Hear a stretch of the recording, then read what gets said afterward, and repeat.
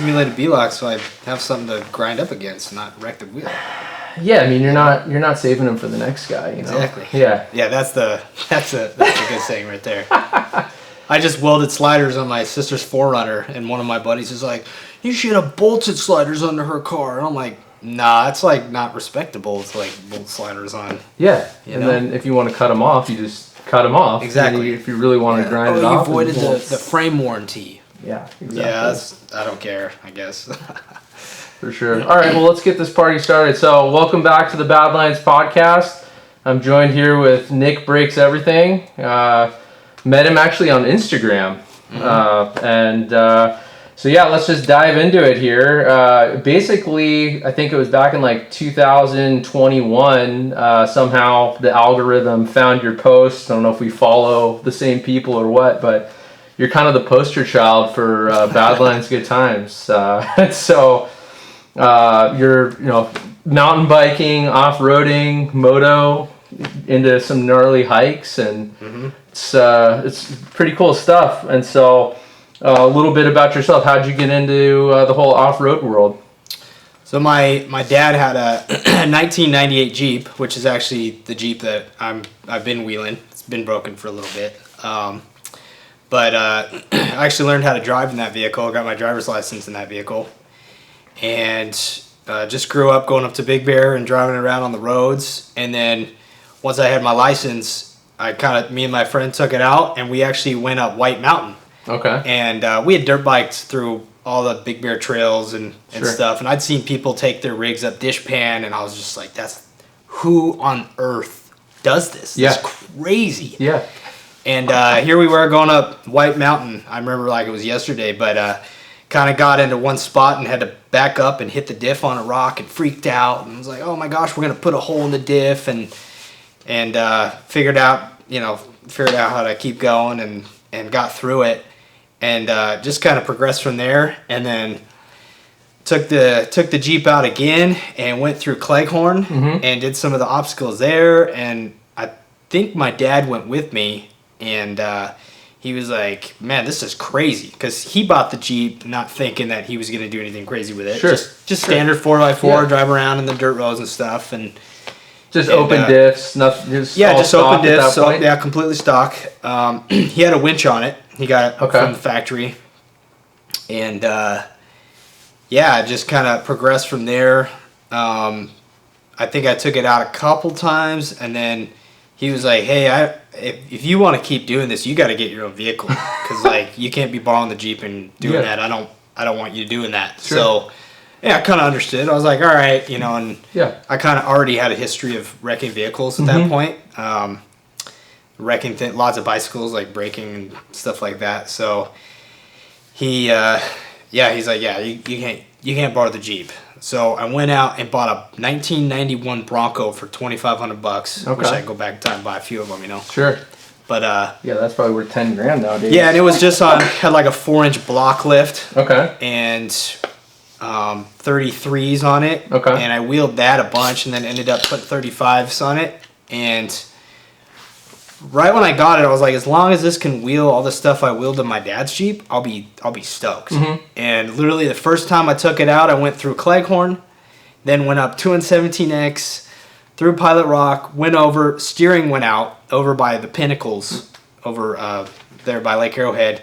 Yeah, the steering just like went out, and I was with my buddy, and he was in like a 76 International Scout. Not a Scout. It was like the pickup truck, International Harvester or something. I don't know. And it was kind of a piece. But him and I were like, well, my steering's out, but the plan was to go up Dishpan for the first time ever, and I didn't have power steering in the Bronco. Sure.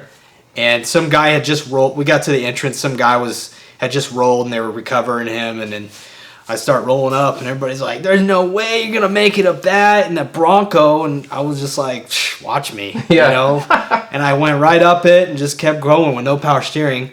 I know I definitely struggled up on the upper waterfall, just fighting the steering, and ended up making it all the way through. And then I think the next weekend I went up there with my dad, and we got up there super late. And I ran John Bull for the first time with my dad in the passenger seat. No recovery gear, No lockers, we ran it the easy direction and put a hole in the gas tank on where that like mechanical guy, parts guy is. Yeah. Put a hole in the gas tank going down that. Leaked gas all the way through the trail. Leaked gas drove all the way home leaking gas. And that was kind of the start. Yeah. You know? And so how long ago was this? That was in 2012. Okay. 2013, something like that. So you've been in the game for a bit. Yeah. Got it. Yeah. All right. So then after the Bronco, what was the next rig? Well, I got rid of the Bronco. So I did have one bad incident over after you go through the pinnacles. You go left, and you go up and over that like Blue Square Trail, and you drop down. There's that creek crossing, Willow Creek or something. Well, there was a creek crossing right before that normally only has like, I don't know, 5 inches of water at the most, like during the winter.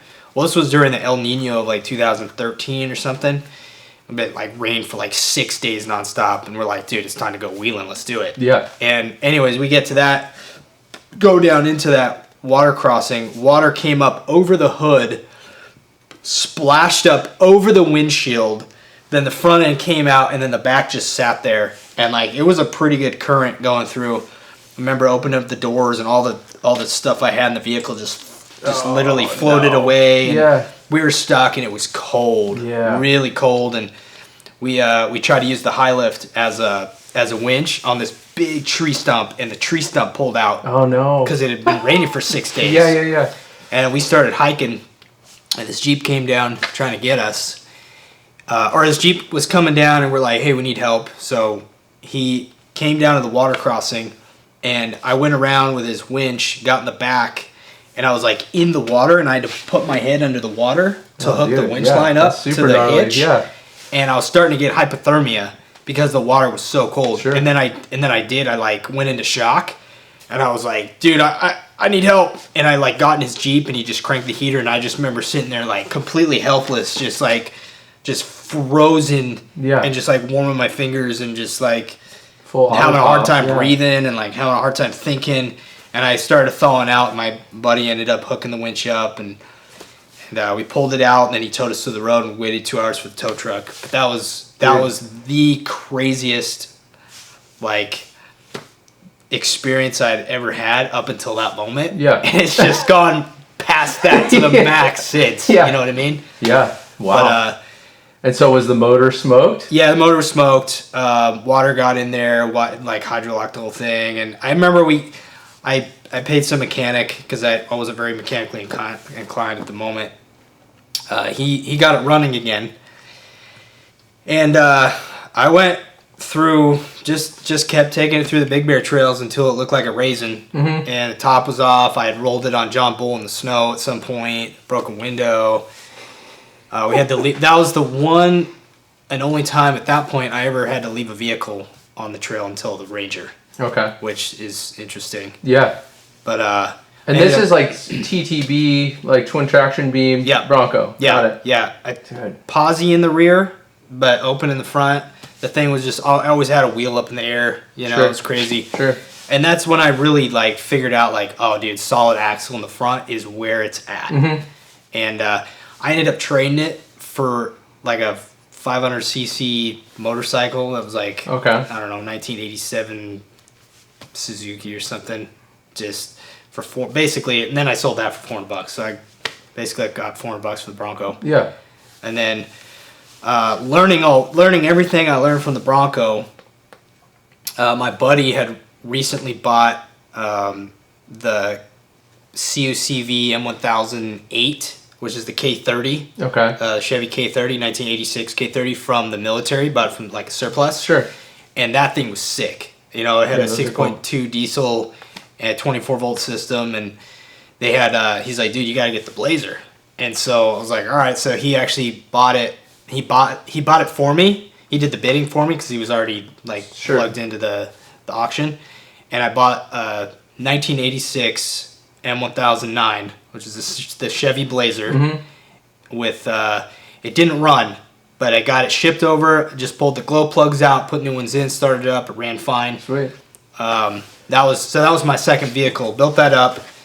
Well, I wouldn't say built it, but I put 35s on it, built rock sliders because I was like, I need rock sliders. Yeah. Bronco didn't have rock sliders. Just couldn't open and close the doors. Sure. You know what I mean? Yeah, you didn't want to just cave in your Yeah. door sills just yet. Yeah, exactly. Okay. So. And so, how did that was the Blazer compared to the Bronco? Did it wheel quite a bit better? Night and day difference. Really? Yeah, the solid axle. I had way more articulation. I had lower gearing. The motor ran better. It was just, and I had gained a lot of skill, like driving abilities with the Bronco. Sure.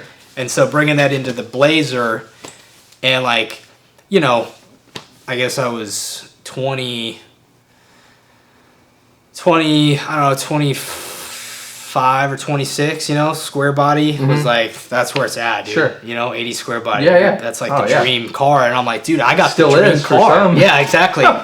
You know, until I got the Jeep, and then I was like, dude, wheeling the Jeep's more fun. We can dip back to that. But yeah, wheeled the Blazer, ran. I remember going into 4-wheel parts and talking to one of the guys there. And I was like, yeah, I'm thinking about going out to Johnson Valley, to Hammertown. Because I'm like, I've wheeled all the Big Bear stuff already. Like, I'm ready for some new stuff, you know? And he's like, dude, if you like your Blazer, don't go there.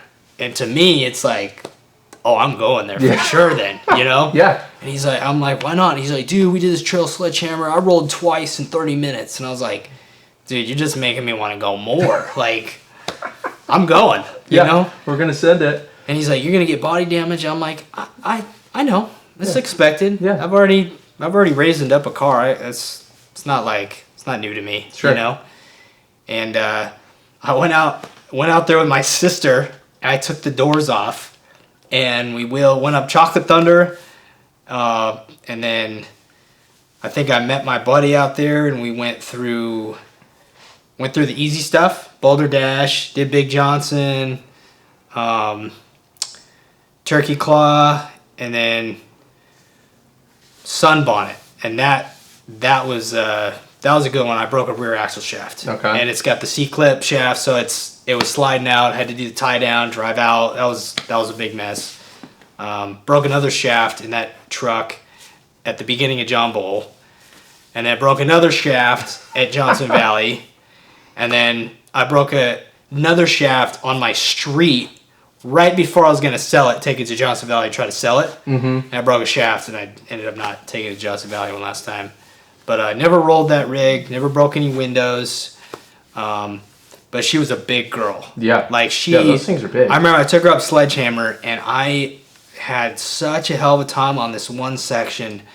I was there for like an hour. People were like starting to pile up, and I'm just like, I had no winch on that vehicle. Yeah. I was high lift only. High lift everything.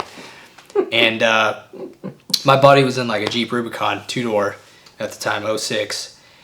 And he had fun wheeling with me because he's like, dude, Nick, you just want to wheel all day. We start at 6 and we end at like 8, 9 p.m., you know? And like, a lot of guys, they want to just go out, wheel a little bit and sit around and wheel. I'm like, no, dude, I came out here to wheel. Yeah. Let's wheel. Yeah, we can sit on the couch at home. You know? Exactly. Yeah. Yeah. So I get it. sometimes my truck makes noises. I don't know. It's like the fuel pump's going on. Yeah, I heard that. I don't know. But yeah, so after the Blazer was you got your old man's Jeep. So he was like, all right, you can take the helm of it. Yep, I purchased it from him at the the father-son discount. Sure. For sure. And by then, when I had the Blazer, he started making some modifications. When I say him, he was taking it to 4-wheel parts.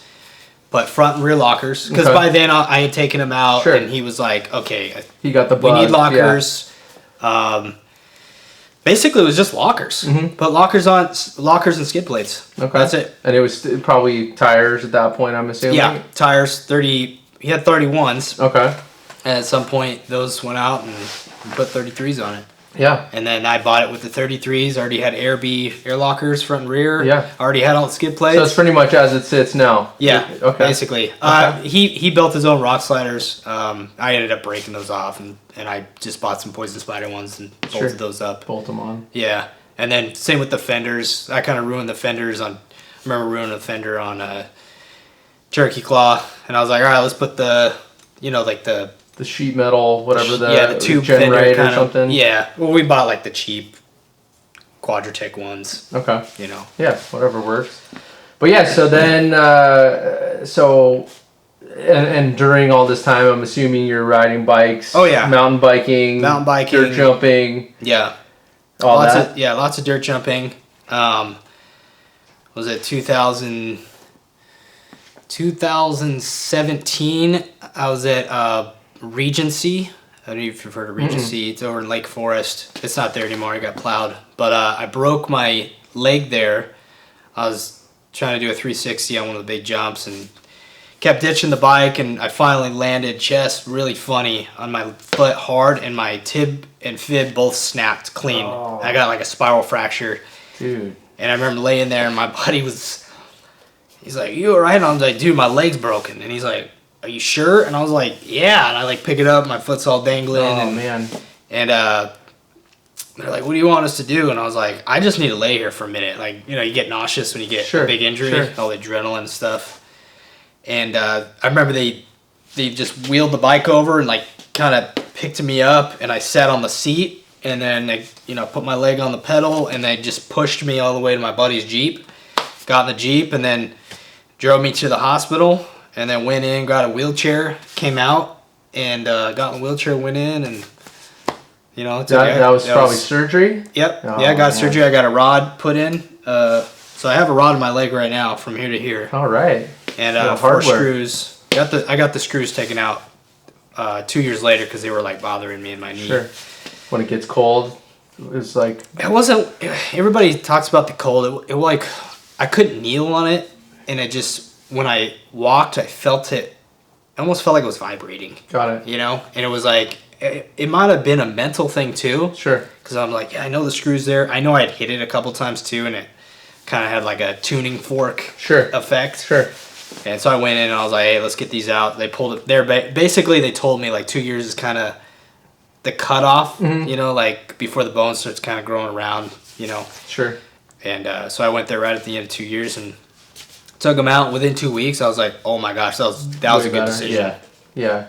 Yeah. So, and then, so mountain biking, did you ever like race or anything, or just? You know, I never raced. I did go to like Fontana once, but I was sicker than a dog. I had a bad cold. We showed up. I still rode, and I was miserable, and we camped, and it was just like ready to go home. And I was on a rental bike because I had my bike stolen out of my Blazer. Oh no. Yeah, I had a Demo 8, Specialized Demo 8, and it was hanging out of the bed. And I went in my buddy's garage, came out 10 minutes later, and I was like, what's that bike doing next to my truck? Mm-hmm.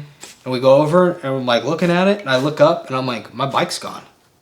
And somebody left their bike. Some homeless guy rode by on his clapped out, you know, $20 on your thrift store bike. 8, and now he's just getting sick. Yeah, now it was 2 weeks before I was gonna sell it, and then use that money to buy a newer bike. Sure. Because at that point I'd broken a few bikes, so I was like on the 2 year, you know, the 2 year plan. I only ride a bike for 2 years, sell it. Yeah, well, it's still worth something. Yeah, exactly. Smart. Well, it's still worth something, and before I break it. Yeah. Because I broken every bike up. I broke it, like the Demo 9 that like Darren Bearcloth was riding in the collective. I snapped the head tube off that.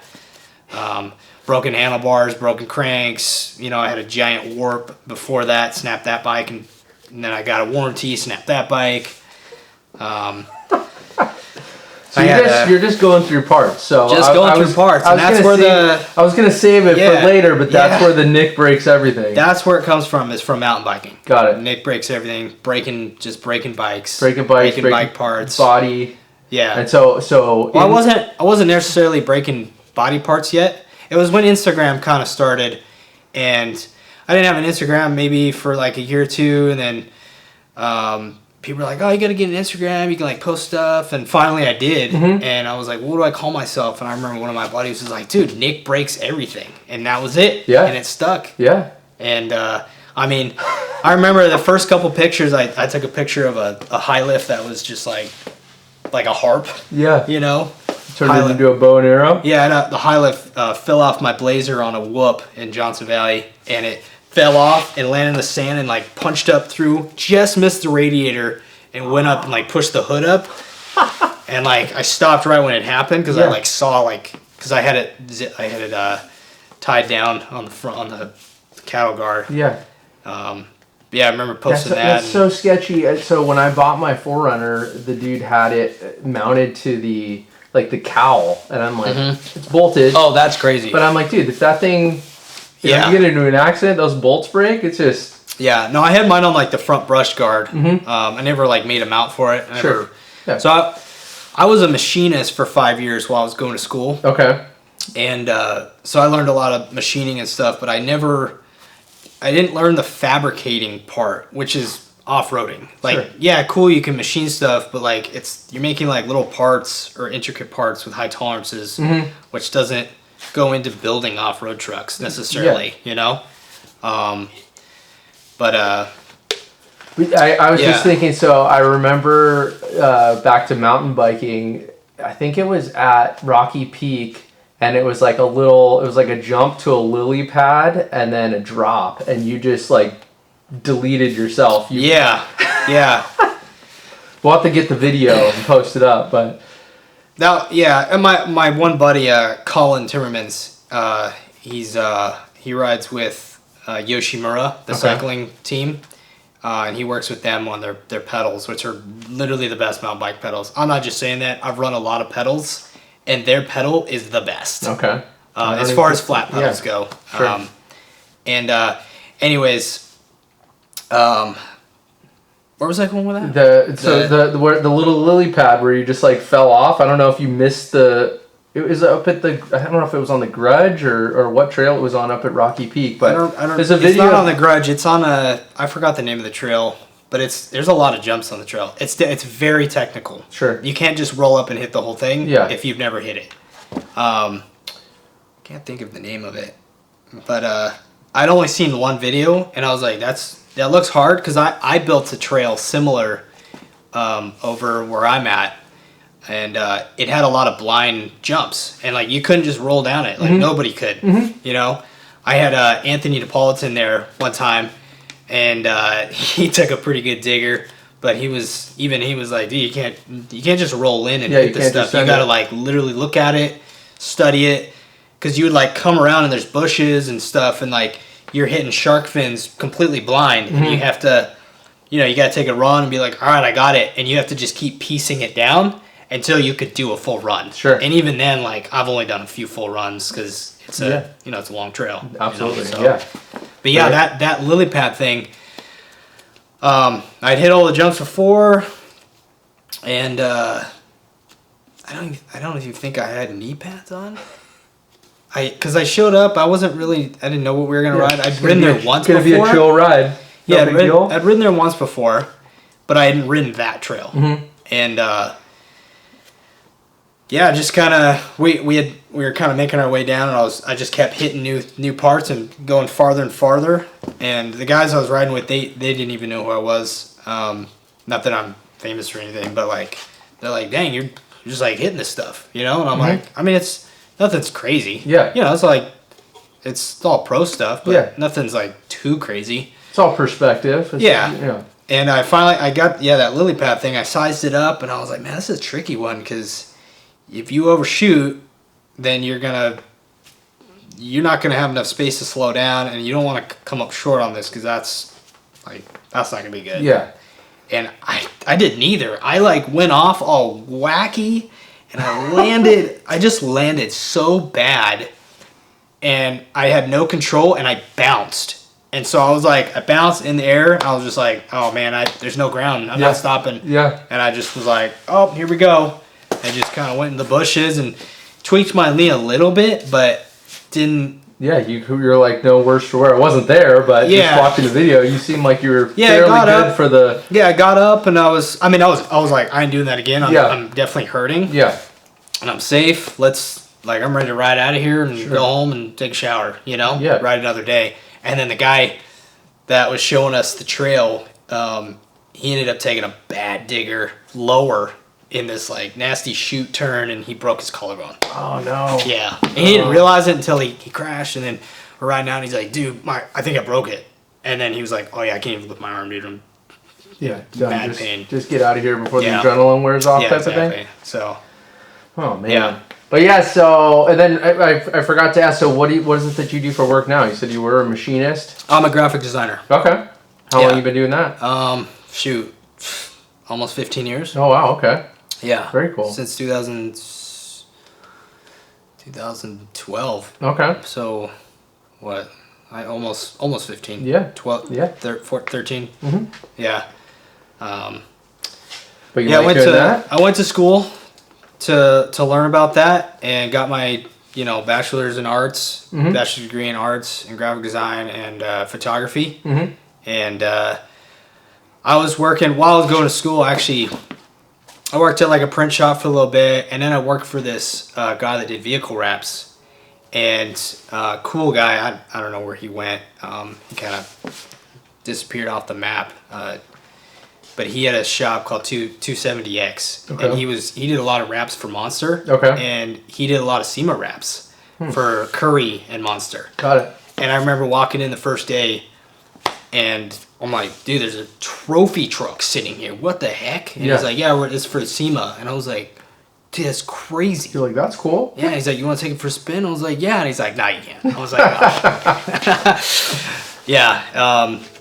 Yeah, I just had a couple of graphic design jobs, and then all my buddies are like trying to start the company, so I was making logos for everybody, and then ended up going to Cal State Fullerton 4 years and got my degree. And then right before I graduated, one of my professors got a notice saying, hey, Ford is hiring graphic designer / photographer. Dude, that's you.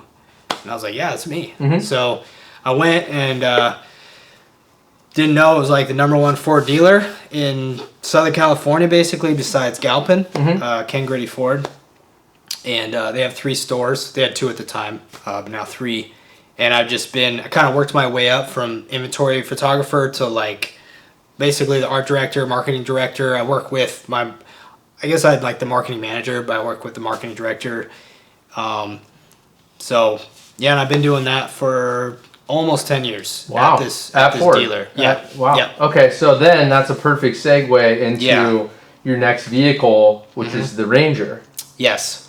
So that's why you picked, this was like daily driver, I'm assuming. That was kind of the start, or were you planning on wheeling it? No, so funny story. I was trying to leave a little early to go to Mammoth to go mountain biking.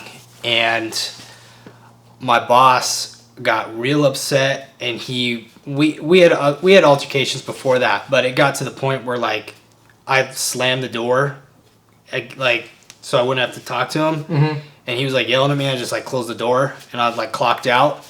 So like basically, I was like, oh man, I might be getting fired, but I'm going to Mammoth. We need a ride. Mm-hmm. And so on the way home, my Toyota Corolla, one of the rod bearings went out all the way home. And so it just had this awful knock sound. I pulled into my parents' driveway, jumped in my sister's car, because that's the car we were taking to Mammoth. We already had the bikes loaded up, got in the car, went to Mammoth. Met my buddies there, Rad Van Bikes, Jesse Peterson, and then a couple other friends. And we rode for maybe 1 hour. I think it was our second run. We went up, did off the top, came down, and then got off at McCoy Station, went down Chain Smoke. And I went down the waterfall, and then I went around the next berm, and I don't know what happened, but I was, all of a sudden I was like over the bars and going like 30 miles an hour and plowed into the berm and crashed. And I'm laying there just like making, an awful noise. Jesse pulls up, Nick, are you okay? And I was just, I had the wind knocked out of me bad for a while. And then kind of like scooted off the trail, and I was just laying there, and he's like, are you good? And all my friends are there, and they're just, and I just need a minute. Let me just lay here, after a bad crash. Sure. And I was like, yeah, I think I might have broken like a rib. And I'd broken ribs before. And I was like, yeah, dude, something's hurting real bad. And they're like, you want us to call like ski patrol? And I was like, I don't know. And I like go to try to sit up, and I was like, something's wrong. That's something. Yeah, I think my collarbone might be broken. I don't know. So I call ski patrol. They come up. They load me on the stretcher, take me down the mountain, put me in an ambulance, and I'm like, whoa, how much is this gonna cost? Yeah. Because I know ambulance rides aren't cheap. Aren't cheap. And they're like, well, how else are you gonna get to the hospital? And I was like, well, I'll have one of my friends drive me. And they're like, we don't think that's a good idea, but if you can stand up and walk out of this ambulance, go for it. Yeah, you're free to go. So I sat up and I sat at the end of the bed for maybe 15 seconds, like thinking like, all right, just walk. And I was like, oh my God, I'm in so much pain. Nope, lay me back down. And the paramedics laid me back down, and then he's like, I had to let you try. And I was like, yeah, thanks for letting me try. So take me to the hospital, get the x-rays, the doctor comes in, and I'm like thinking like, oh, maybe I got like a broken rib, broken collarbone. He's like, you have 6 broken ribs, clean through. Oh, you broke your collarbone clean through, and you broke your clavicle. And I was like, that big bone on the back? He's like, yeah, it's broken. And I was like, what? Yeah. That's like a big bone. Yeah. And I'm like, man, that's crazy. I broke all those bones. Like, I feel like I'd be even in worse shape, And I was really fit and healthy at the time.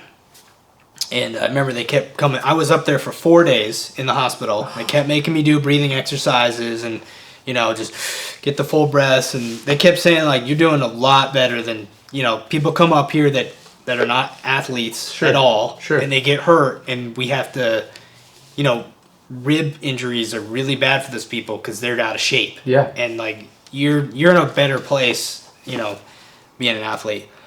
Oh man. So that was brutal. Yeah. Still not as bad as the broken leg. So that was more surgery. That was more surgery. So I got a plate put on the collarbone. Ribs kind of broke, went back into place. So didn't do anything for there. They don't do anything for ribs anyway, unless it's bad.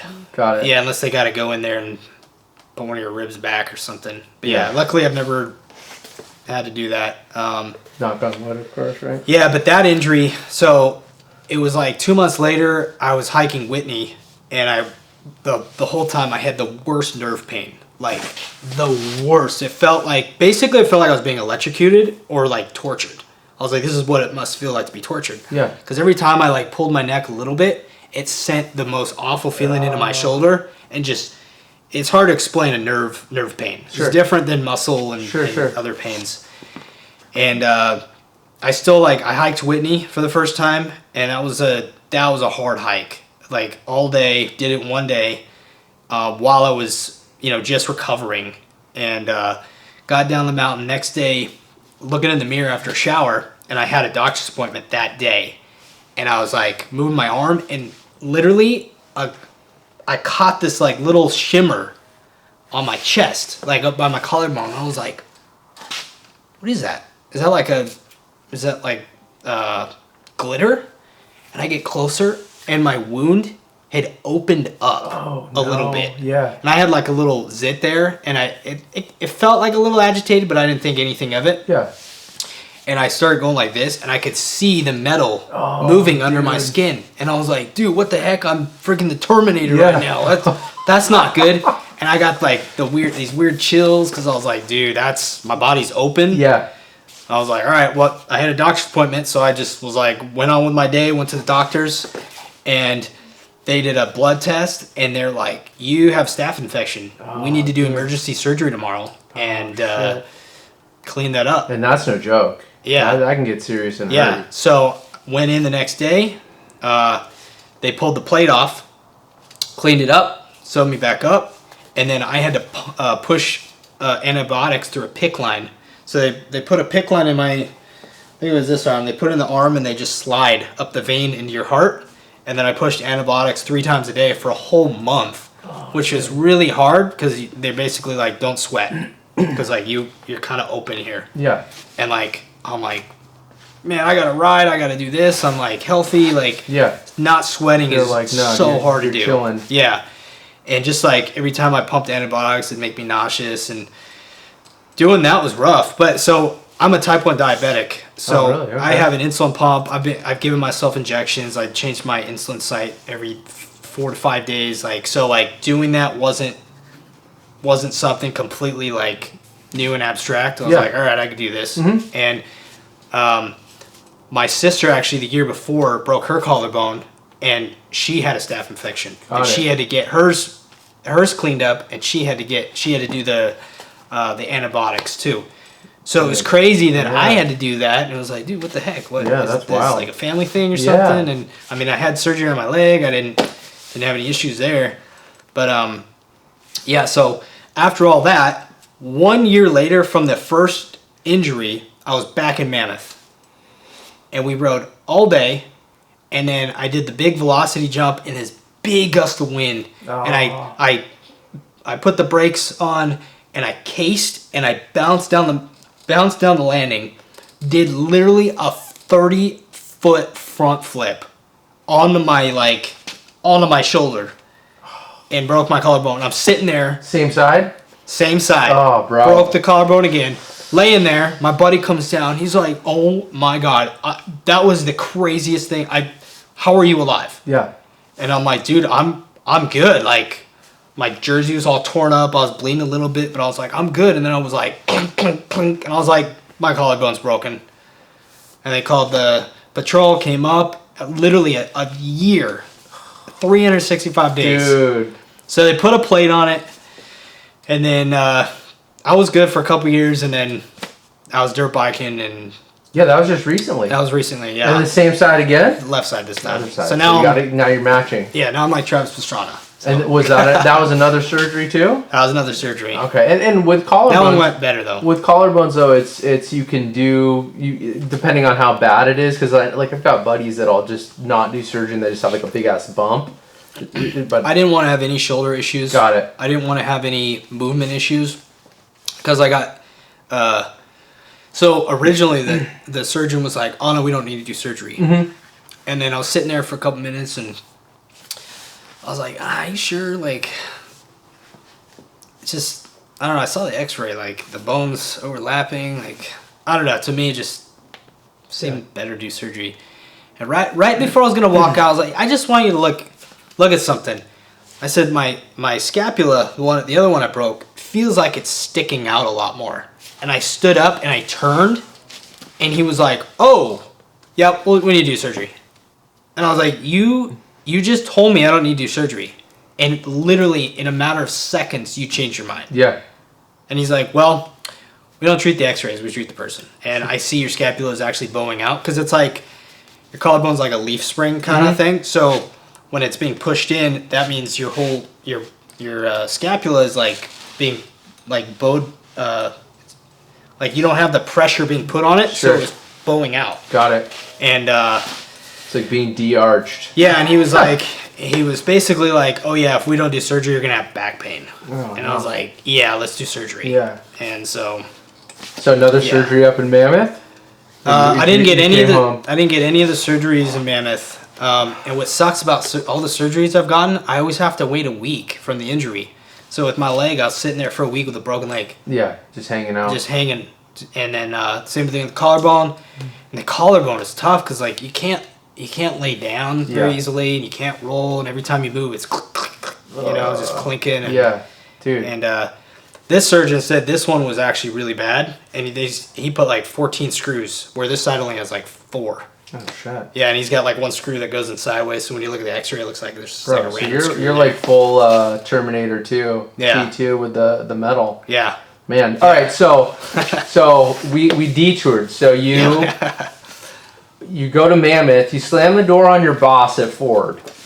Oh yeah. So when you call your boss, you're like, "Yo, bro, I'm in the hospital. I'm not going to be at work for a few days." Is that? Yep. So how did the Ranger come about? So I get back to work like a month later, and then I almost got fired again because I just kind of had like an attitude, you know. Sure. And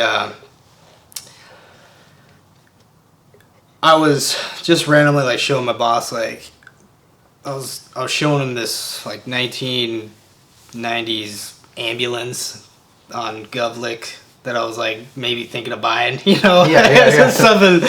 And I showed him, and he's like, why would you buy that? You know, and he doesn't understand. You know, he drives new vehicles. Sure. You know, he makes a lot of money.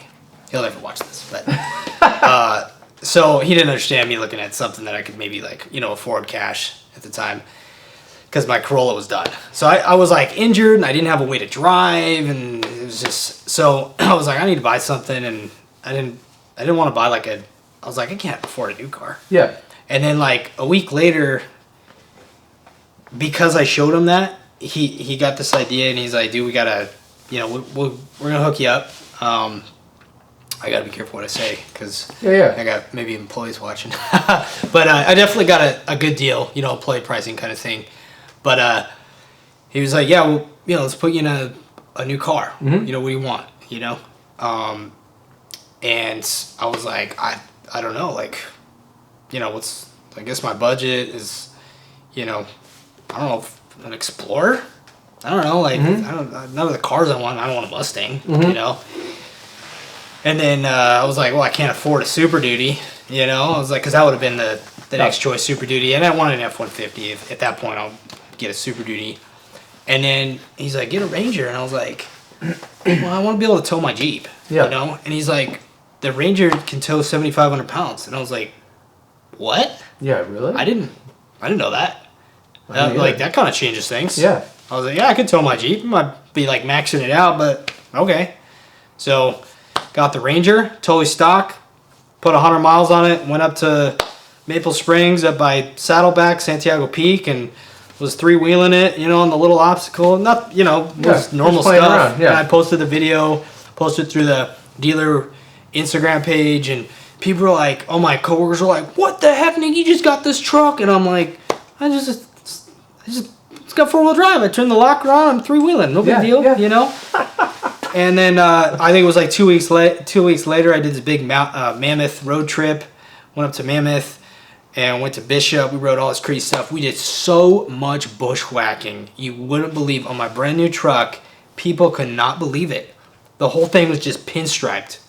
You know? Yeah. It was like, I only had 500 miles on it. Yeah. And they couldn't believe it. And I was like, dude, it's a truck. It's a work truck. Yeah. You know? Putting it to work. And slowly I drove it stock for a while. It's still stock, technically. It's stock suspension. Yeah. I just have a little bit bigger tire. Had to trim. I got the rock sliders from XO Fab, welded them up myself. Welded the bumper up, built the bumper. Yeah, front and rear bumpers, some wheels, some tires, skid plates. And skid plates from RCI. That's it. And so it's kind of the mountain bike daily driver, and then at some point you're like, let's go see what this thing could do. Yeah. So what was the first real trail that was actually challenging for it, would you say? Well, I took it to Cleghorn. Okay. And I did everything from Silverwood to the 15, that direction, because everything. So Silverwood to the 15 would be downhill, essentially, everything? No, uphill everything. Okay. Instead of, when you go towards Silverwood, you're going down all that. Got it. Technical stuff. I was like, I don't want to go down because I know the back end's going to pick up and hit the wall and stuff. So if I go up, I think I'll be all right. And I went up everything. No sliders. Stock wheels. Did all right. Then I did 217X. Easy. Mm-hmm. And then I did White Mountain. Easy. And then I did Gold Mountain going down in a little bit of snow. And I did hit the bottom a little bit. And I was like, all right, we got to get some sliders on here soon. Because I don't want to redo the Bronco situation. And then did, what else did I do? I did the stuff out in Kernville, the Freeway Ridge Trail. I did that. I did Sherman Pass without sliders. But it's like, okay, you have the Jeep, which is obviously you've wheeled that thing pretty seriously, and now you're in this thing, and you're like, just send it. Why not? Fun. Okay, so with the Jeep, I feel like after you wheel a lot, things get easy and boring. Mm-hmm. Especially in the Jeep, it's like I'm not gonna run 217X of the Jeep. Mm-hmm. I'm not gonna go to Cleghorn because I gotta load the Jeep on a trailer. Sure. I'm not gonna go run that trail.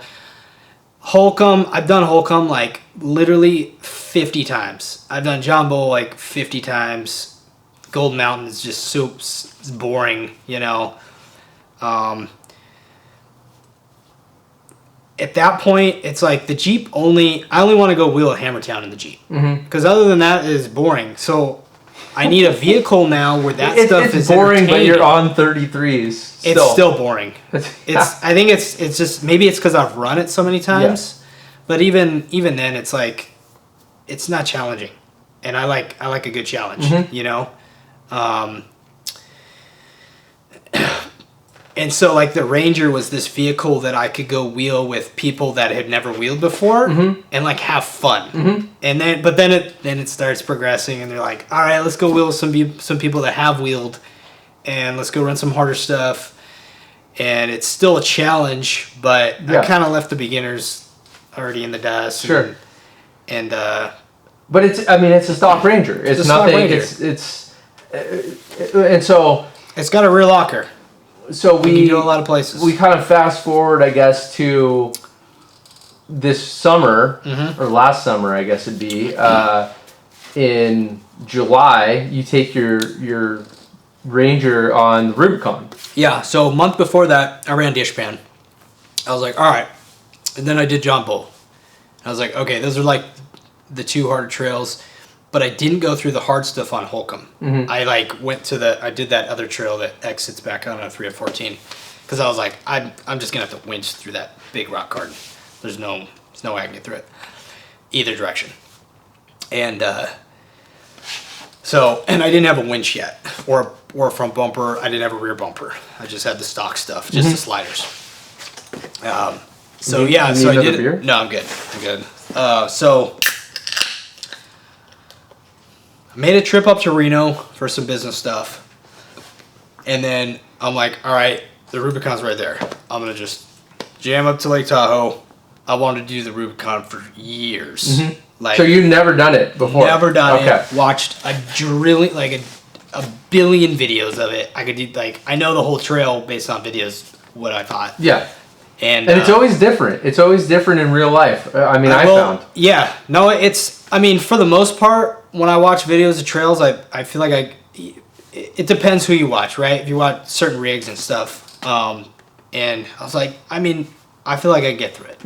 You know, obviously I'm going to have some challenges. I have the high lift. I know how to work the high lift. I had a come along, so ratcheting winch basically, you know. And I'd gotten this thing stuck in the snow like 100 times, and that's what I used to get out the come along. So I was like, I got everything I need. I'll get through it, you know, just slow and steady. I feel like I'm pretty smart. I don't just like hammer into something and just get all messed up. Very methodical when I'm crawling. So get up there and I was like, all right, let's do it, you know. And I was excited. I was a little nervous, but I was like, I got sliders. How much harder could it be than Holcomb and John Bull? You know, and I've run all these trails all one day, so I'm like, it'll be like that. And I actually thought in the Jeep, I could run the whole trail in a day if the Jeep didn't break down. I could do it easily. I know a lot of people are like, no, you couldn't do it in a day. I could do it in a day, you know. But with a Ranger, you're going way slower. Sure. It's like less than a quarter the speed. Yeah, so I got into it. I got through the gatekeeper. Got through all the stuff. I was moving and grooving until I got stuck. So I'll backtrack. I passed one of the Rubicon Foundation guys. He was in his Jeep on 42s, and he's like, "Do you know where you're going?" And I was like, "Yeah, I know." He's like, "All right, the trail gets harder," and I'm like, "Yeah, I know. I watch videos, and I'm going slow. You know, if I need, I'll turn around." And I was by myself. I didn't even have a passenger. Oh, you didn't have a passenger? Didn't have a passenger. I was just by myself. Dude. And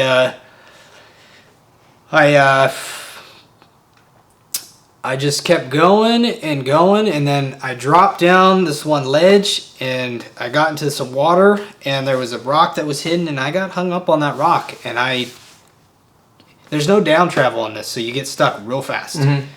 And I got the come along out, and it took me 15, 20 minutes to get the truck out, but the steering rack sat under the water for that entire time. And after I got it out of there, I was driving down that like super off-cambered rock slab, and the steering was like, boom, boom. It was like jumping and jolting and like ripping out of my hands, and I was like, what the heck's going on? Like something's going on with my steering. It's got electronic steering, right? Yeah, full electric. Yeah. At the time, I didn't even know that because I hadn't worked on it really. Sure. You know, brand new truck. It's a new truck. Yeah. You know, even the techs at the dealer had never even done a steering rack on one, and so I'm like, I don't know. Like, I got out and I was like looking for the, check the steering fluid, and I'm like, I don't see anything. Yeah. You know, it all seems fine. And but it finally went out. Maybe 30 minutes from Buck Island Lake. So you're dropping down the slabs in the Buck. Yeah, with no steering. Dude. And I'm just like, man, I don't really want to go back the way I came. No. Like with my steering like this. And so I get down to the lake, and I'm like tired because it's like almost the end of the day. There's a lot of traffic. I'm trying not to get in the way of anybody because I'm like, I don't want people to be like, oh yeah, that Ford Ranger he doesn't know what he's doing. Because I feel like I know what I'm doing. I've wheeled a lot of gnarly stuff. And some people were, giving me this, the stink eye, like, what are you doing? Like, you shouldn't be in here with that, And I'm just like, what? Yeah. So I want to say this. Not like disrespecting anybody, but the crowd there was a lot different than like the Hammertown crowd. So if you're in Hammertown, dude, everybody's like, dude, yeah, let's do it. Like, let's take this stock rig up the trail. But out there, it was like, what are you doing out here? You're not in a capable vehicle. You're by yourself, And I'm just like, oh, it's like a whole different vibe out here. It's kind of weird. Like High Sierra is like, kind of have this like rich undertone. Like, I wonder why. I wonder if it's like the vehicle, they see it, and it's. I don't know, but if I was out in Hammertown, people would be like, lining up to watch me go up, Chocolate Thunder or something. Oh yeah. It's like totally different out there though. So I get up and over the dam, and I got no power steering, so I'm just like fighting. I'm like starting to feel sick.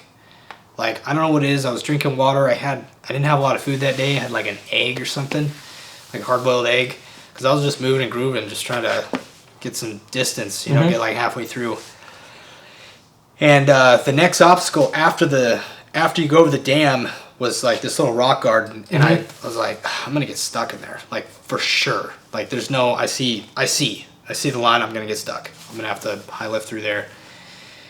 And I was like getting really tired, and I was like starting not to feel good, and I was like, I'm in the way here. I gotta like get past this and get a little farther before I find a camp. And I got stuck, put the high lift on the wheel, and jacked it up, and then put some rocks under, and then the high lift like wouldn't go down. One of the tabs on the mechanism broke, and so I couldn't unratchet it. Oh no! And I was like, oh my gosh! So I tried to drive off of it really slow. And the thing slipped and went boom right inside my bed. Oh no! First really bad body damage. That's what that is. On the bed there on the top? On the bed there, yeah. That was all pushed in. I got in there and pushed it out. Yeah. And then I put the high lift in the bed, and or I didn't even get the high lift out. I think I stopped because I didn't want to like completely wreck it. And I went around asking people for a high lift. I was like, hey, can I borrow a high lift? Can I borrow a high lift? And I think I was actually asking, can I purchase your high lift? Because I had like $100 in my wallet. I was like, can I buy your high lift? And all these people are like, no, I might need it. And I'm like, dude, I got 40-inch tires. You don't need a high lift. Yeah. Like, I'm over here in like a stock rig. Literally, I asked 10 different people. All these guys had 40s. And nobody even offered to help? No, it wasn't that they weren't. I needed to purchase a high Got lift. it. I was like, I need a high lift to get out of this trail. Yeah. That's my only form of like recovery, basically, to like get unstuck. And my high lift just broke, which is kind of crazy. Yeah, that's crazy. Those things are like indestructible. Yeah, I've gone through like 4 or 5 of them. And it's a lifestyle. Yeah, and this one guy, Gene, if he ever watches this, he watched me because I asked him, and he's like, no, I might need it, And then he watched me like go to all these different people around the camp there, And I came back and I was just like, he could see that he's like, hey, I'll give you my high lift. I was like, are you sure? He's like, yeah, I'll just give it to you. You need it. Yeah. Yeah. And I was like, I'll pay for it. And he's like, no, don't worry about it. So he gave it to me. I got through. I wheeled up like a couple more obstacles and then pulled over. And I was like, yeah, I gotta sleep. I'm not feeling good. My stomach just feels sick. Mm-hmm. And I didn't even set the tent up. I just laid my mat on the ground. And I laid there for like 30 minutes just like thinking I was gonna recover. And then I was thinking I didn't need my tent. And then as soon as the sun went down a little bit, I just swarmed with mosquitoes. And I was like, oh no, I gotta put the tent up. Yeah. So I put the tent up, and then I was in the tent for like an hour, and I was like, I gotta throw up. And I get up, and I threw up, get back in the tent, lay in there, fell back asleep, woke up, I was like, I gotta throw up again. Threw up again, got back in, and then at that point I didn't fall back asleep. I just, every 30 minutes I got up and threw up. Oh man. All night. Oh man. Until about 5 in the morning, the sun starts coming up. And I was like, man, I don't know what to do. And the night before, right before I found the camping spot, I kept asking people, are like, is the trail get worse?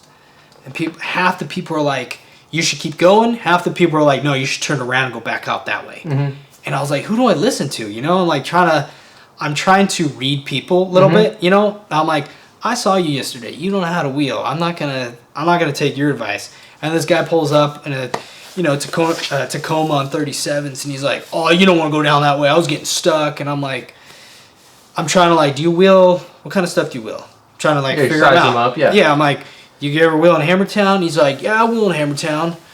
I was like, all right, well, like what do you wheel there? Like, yeah. And at some point he was like, do not go down that way. All the people telling you to go down that way, they just want to see you wreck your stuff, and you should turn around. And I was like, oh, I don't know, dude. Do I listen to this guy? I don't know. Like, who do I listen to?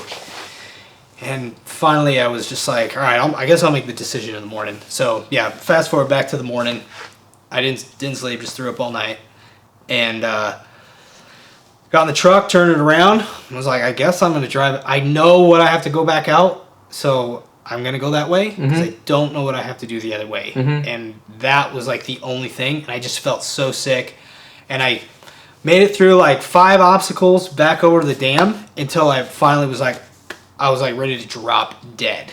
I was like making my way down one of the rock gardens, stopped, got out, threw up, got back in, made it down through the rock garden, made it up through another rock, over close to where I parked it, got out, threw up again, and then finally I parked the truck right in front of the rock garden where I put the high lift into the side of the bed, and I was like, I'm gonna get stuck there. I have no energy. No way I can get unstuck myself. And I dry heaved again, and I talked to Gene, the guy that gave me the high lift, and I was like, are you driving out today? I think I need to get out of here. I can't drive the vehicle anymore, especially with no power steering. Yeah. Like that's you're smoked. Yeah, and it's not like a steering box. It's the rack. It's like totally different, way harder. Because I've driven plenty of times with a blown out steering box. Yeah. You could still drive it. But with the steering rack out, you're fighting it hard. Sure. And at the time, I didn't know. So gnarly. I didn't know the friction I was going against. I didn't know if the motor was locked up. I didn't know. So it was like, could it be easier? I don't know. So I went around, all the people I asked for high lifts, I went around, I'm like, dude, are you driving out of here? I need to get out of here. I need somebody to drive me out. I'm like sick. I'm dying. I don't know what the heck's going on. Like I have the flu or something. I don't know. And finally found this group, and they're like, yeah, we're driving back out to Loon Lake. And I was like, dude, can you take me out? And they're like, yeah, we'll take you out. Do you need to make a call? And I was like, yeah, it'd be great if I could make a call. Yeah. And they're like, yeah, we got a Starlink. And I was like, what's that? I didn't even know what a Starlink was. Yeah. And they're like, oh, it's that thing like Elon Musk, man, you can connect to the internet anywhere. I was like, okay, let me go grab my phone. Walk all the way back over my truck, literally dying. Got across the water, the little stream there. Just felt like it just took days to walk back to my truck and then walk back. And I'm just like laying there just like, oh my God, I need to be in my bed. Like, just this is so bad. Yeah. I had nothing in my stomach. I just kept dry heaving. It wouldn't go away. The nauseousness wouldn't go away. Wow. And you only had like 5,000 feet there. So I'm like, it's not elevation sickness. Yeah. I go up to this elevation all the time.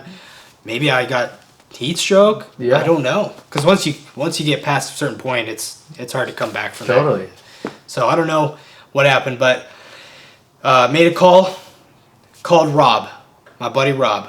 And I was like... And that's Danks from the Crypt. Yes. Yeah. And I was like, dude, who do I call? You know? And I called him and I was like, dude, I'm not doing good. I'm sick. Mm-hmm. I can't drive. My vehicle's broken. I need somebody to like come get me. I keep seeing the helicopter come in. I think they're bringing supply. I was ready. I have a personal beacon. I was getting ready to press it and have search and rescue just come pick me up, take me out. I was Is that one of so those, sick. like, spot transponder deals? It's like a search and rescue. I take it backpacking. It's not like a Garmin. It's something else. It's just a beacon. Okay. It's just a personal beacon. Yeah.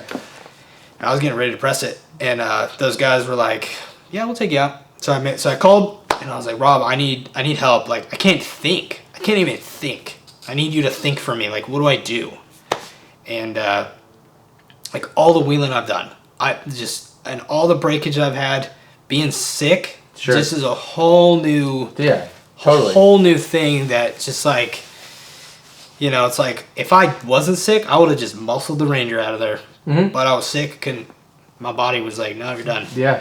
And he's like, well, I can arrange to have somebody come pick you up at the trailhead if you can get to the trailhead. I was like, all right, let's do it. And so these guys drove me to the trailhead, had somebody pick me up. They took me to a hotel at the bottom in town of the mountain. Like Georgetown-ish or something? Yeah, something like that. Yeah. I don't even know where it was. I know in the morning I woke up and I was like, all right, I'm on the road to recovery now. I'm not sick anymore.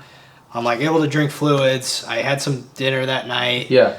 And so I walked a mile to the Enterprise that was closest. Sure. And went in and I was like t-shirt, shorts, flip-flops. My foot was bleeding because I had like a blister. I looked You look haggard. rough. Yeah. Rough. I literally looked homeless. Yeah.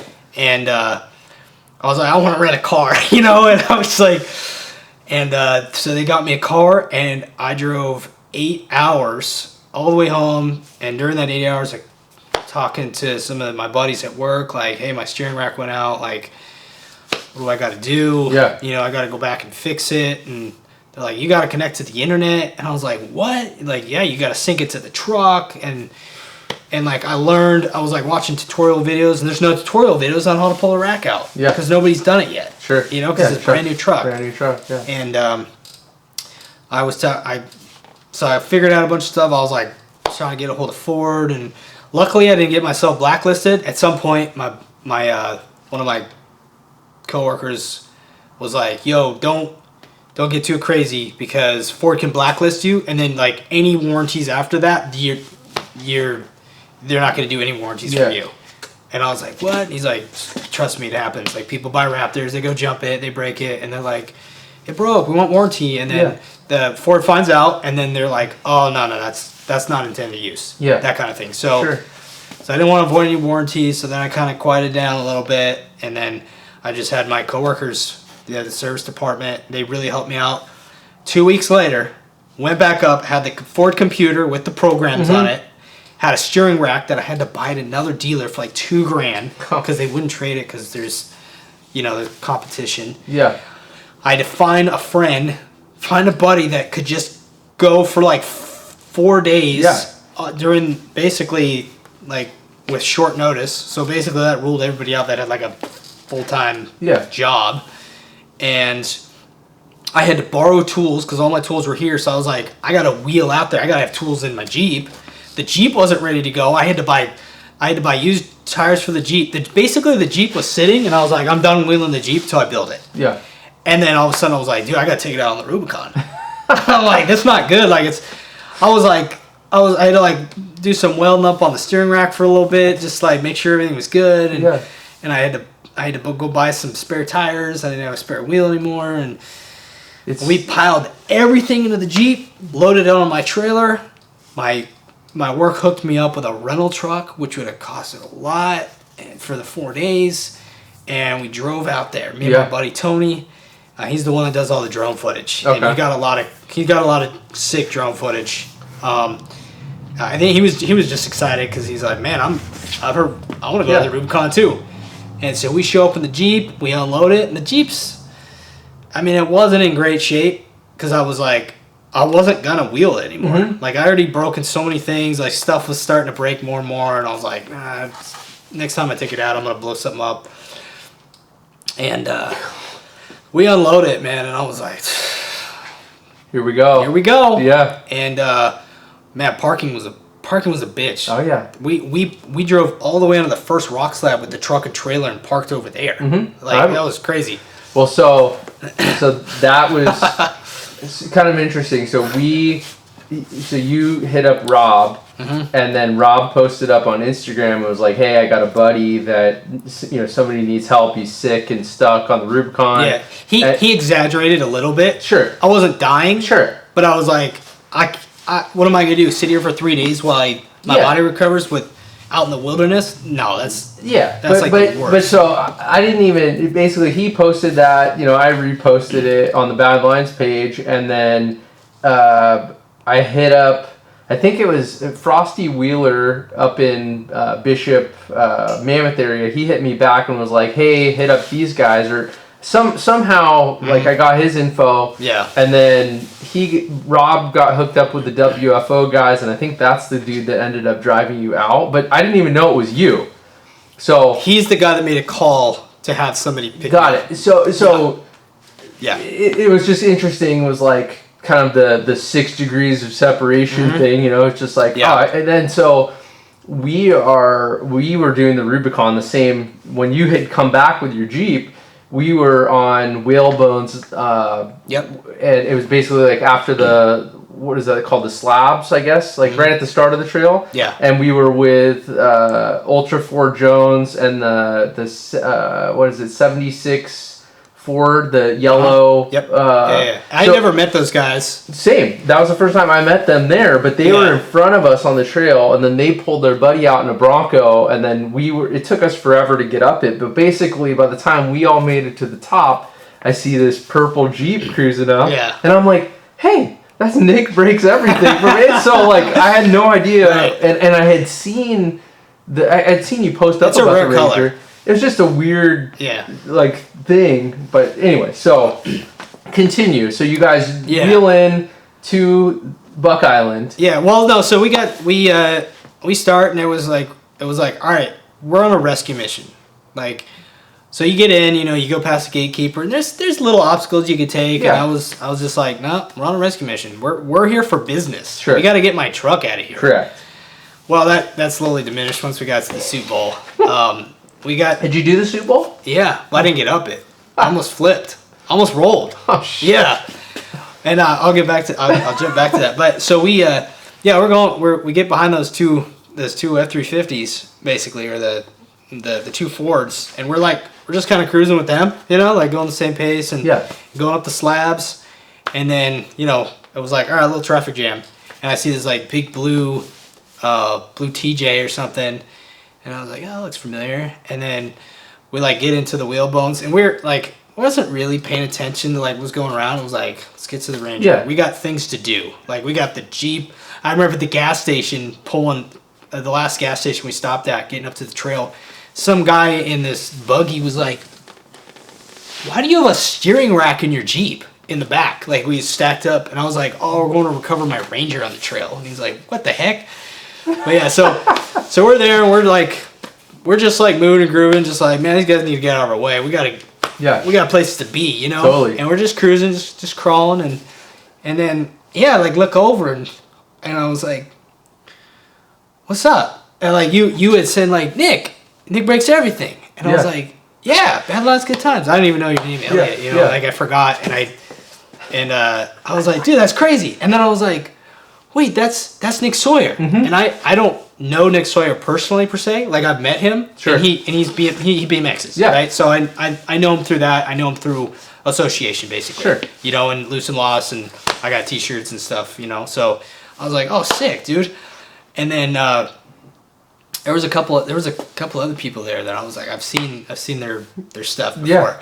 So that was cool to see you guys. And we just kept going, and then we tried to get in front of this other group, and then we got stuck behind this Bronco group. Oh my gosh. And I know a lot of people got stuck behind these. They made comments. 100%. Yeah. And you know the guys, it was like 10 Broncos, and none of these guys could wheel.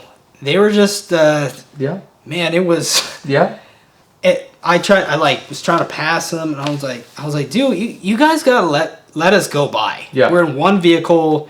You're like holding up I'm like out spotting them. I'm like, come on, let's go, left, right, passenger, driver. I was like, man, these guys they're just in the way. Like, trail plug. Yeah. We finally got past them. There was this guy in there, Novasite. He's in this big yellow Jeep Rubicon or whatever. I've seen him a bunch. After that, I saw him at Hammertown. I kept seeing him. I don't know if he ever was. I don't know if he's ever like, oh, there's that guy. I don't know. But his Jeep's very recognizable. Sure. Novasite on the side. I think that's a light company or something. He was in that group. I don't know if he was with them or he just decided to go with them. We finally got past those guys, and then we made good time. We were just cruising. Then we came across a guy that needed help. He needed to borrow a high lift. He was in an orange Jeep that was pretty built. I forgot what his Instagram was. And then we came across another guy that just needed a bump, so we bumped him. Then we came across a Bronco that like the transmission fell out or something. Then we came across another guy that was broken. And then we came across another guy that was broken. It was like, dude, what the... When I was there in the Ranger, nobody. Sure. Nobody. I was like doing the trail by myself, basically. Yeah. But now all of a sudden, like 2 weeks later, it's like popping. Like so many people. Finally get down to the lake, go up and over the dam. My diff cover on the rear just hit right on the edge and punched a hole in it. And so I go through the rock garden right by where the Ranger was parked, dumped all this gear oil all over, and the Dirt Nation guys are right there. And I was like, oh, what's up? It's Dustin. And they're like, oh, Nick, what's up? And then I get out, I like unlock my Ranger, and then everybody just freaks out because they're like, it is Nick's Ranger. Oh my God! Like what the heck? And at that point, the Ranger had been dubbed the Buck Island Toad. Yeah. Well, I think I called it that. So when we were up there that night, getting kind of just set up and just chill, relaxing, I saw a big toad right next to my truck, and I was like, dude, it's the Buck Island Toad right there. And this truck it's so low, it's like a toad when it crawls. Yeah. So I was like, that's it, it's the Buck Island Toad. And it sat there for 2 weeks. I kept calling the Rubicon Foundation, like, hey, I'm coming up in 2 weeks. I'm coming up in a week. I'm making plans. Yeah. And they're like, yeah, we saw it. They're like, honestly, people don't even know it's abandoned. It just looks parked. People just think you're camping. And I was like, cool, all right. And I was like, how long can it sit there? And they're like, well, are you gonna come get it? And I was like, yeah, I'm coming to get it. It's just I'm like 9 hours away from the trailhead. Yeah. And then 9 hours in. It's like it's a mission. Yeah. Yeah. So we pulled up and it was like, all right. Dustin was pulling his axle apart, replacing something that I guess was the second time because they did the Fort Ice Trail a couple days before or something. Issues. Yeah. And so we just hung out, we slept, and then in the morning they were rolling out, and we're like, hey, we're going to sneak into this camp spot because it's flat and we can set up like shop. Yeah. Because we needed to set up shop. And so they took off. We set up shop and we got to work. And we worked, me and my buddy Tony, we probably put in five hours, had to pull the skids, had to pull the wheels off on the trail. I brought jack stands. I stripped some of the bolts, pulling the skid plates off. So that added an hour, because I didn't strip the bolts. I broke the bolts were welded on the inside of the frame, and I broke them. Oh yeah. And so it became this like nightmare of getting pliers and tools in there, doing a crank at a time just to get a bolt out so I could take the skid plate off. And then what a mess. Yeah, and then we take the wheels off, and then we're like unbolt the rack. We're like, well, that was easy. And like the tech was like, yeah, you should be able to just like unbolt the diff and like and just kind of like hang it down and be able to shimmy it out. And I'm like, all right. Nope. You got to take the diff out. Oh, and the only way to get it out, you got to pull the drive line off, and it had a bunch of Torx on it. And I was like, I tried to get one, and I was like starting to strip it. And I was like, dude, we're already 6 hours into this. I can't get these bolts off. I can't get the bolt off holding the diff either. Like I don't have any power tools. Or I did have power tools, but everything was, it was like a combination of being on the trail. This is like, you don't do it was almost like doing a motor swap on the trail. Like, you don't do that. Yeah. You know, it's like you drag the vehicle out, you know? And it got to the point where we tried different things. And we're like, I can't shimmy this thing out. It just won't fit.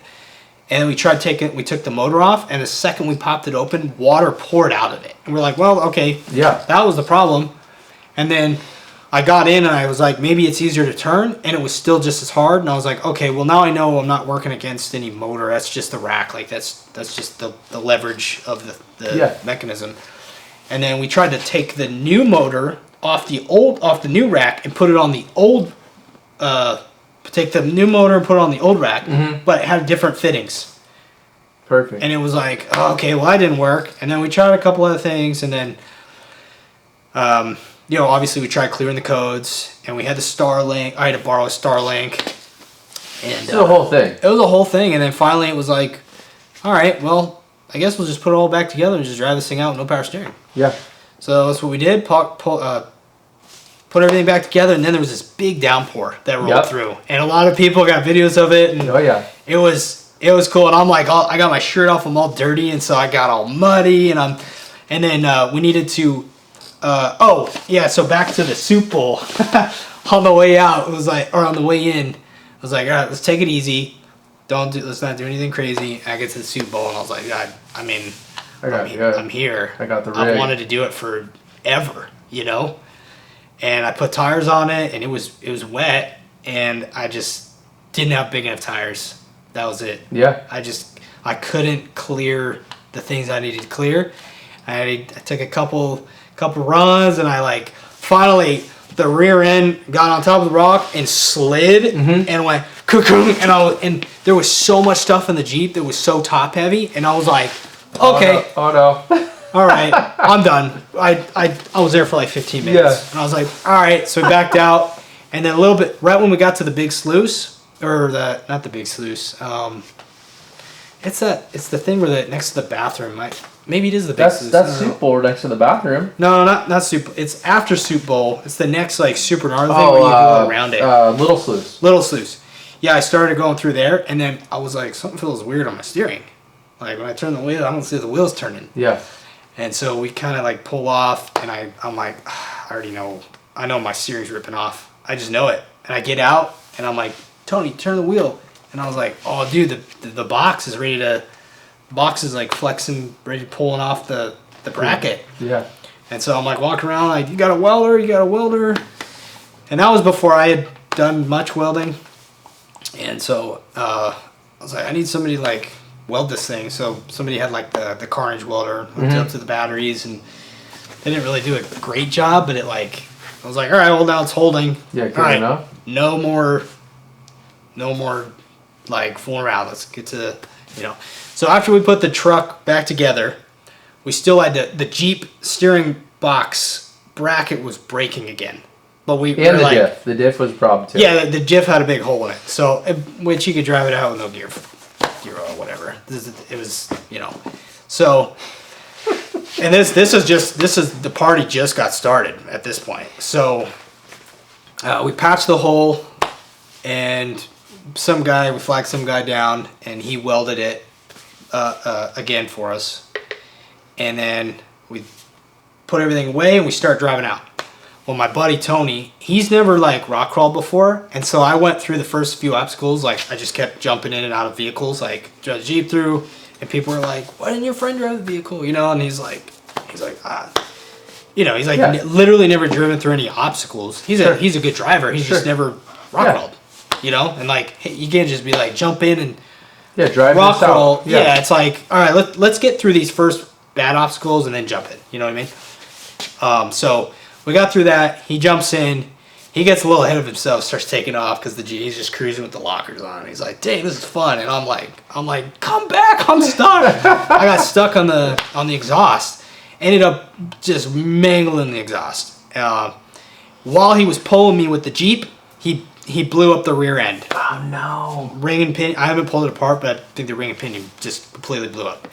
And so I'm like, "Oh, dude, that's not good." Like the Jeep was gonna like. This is the recovery vehicle. This is the savior, yeah. Yeah, and now you're front wheel drive. Now front wheel drive, and I don't blame him. You know, it's like he didn't realize like how easy with the locker on you could, you know, he just kind of and just. And I wonder if. And here's another thing: those gears, I wheeled the shit out of them for the last 3 years. Got it. Maybe they were gonna go. Yeah, I wonder if the so at that point had you patched the diff cover on it? Yeah, I already patched the diff cover. Yeah, no, he got it bound up. Got it. Just load up. He didn't. Sure. He wasn't. Yeah, he didn't have the finesse to know. Sure. That's all. Yeah. So I was like, all right.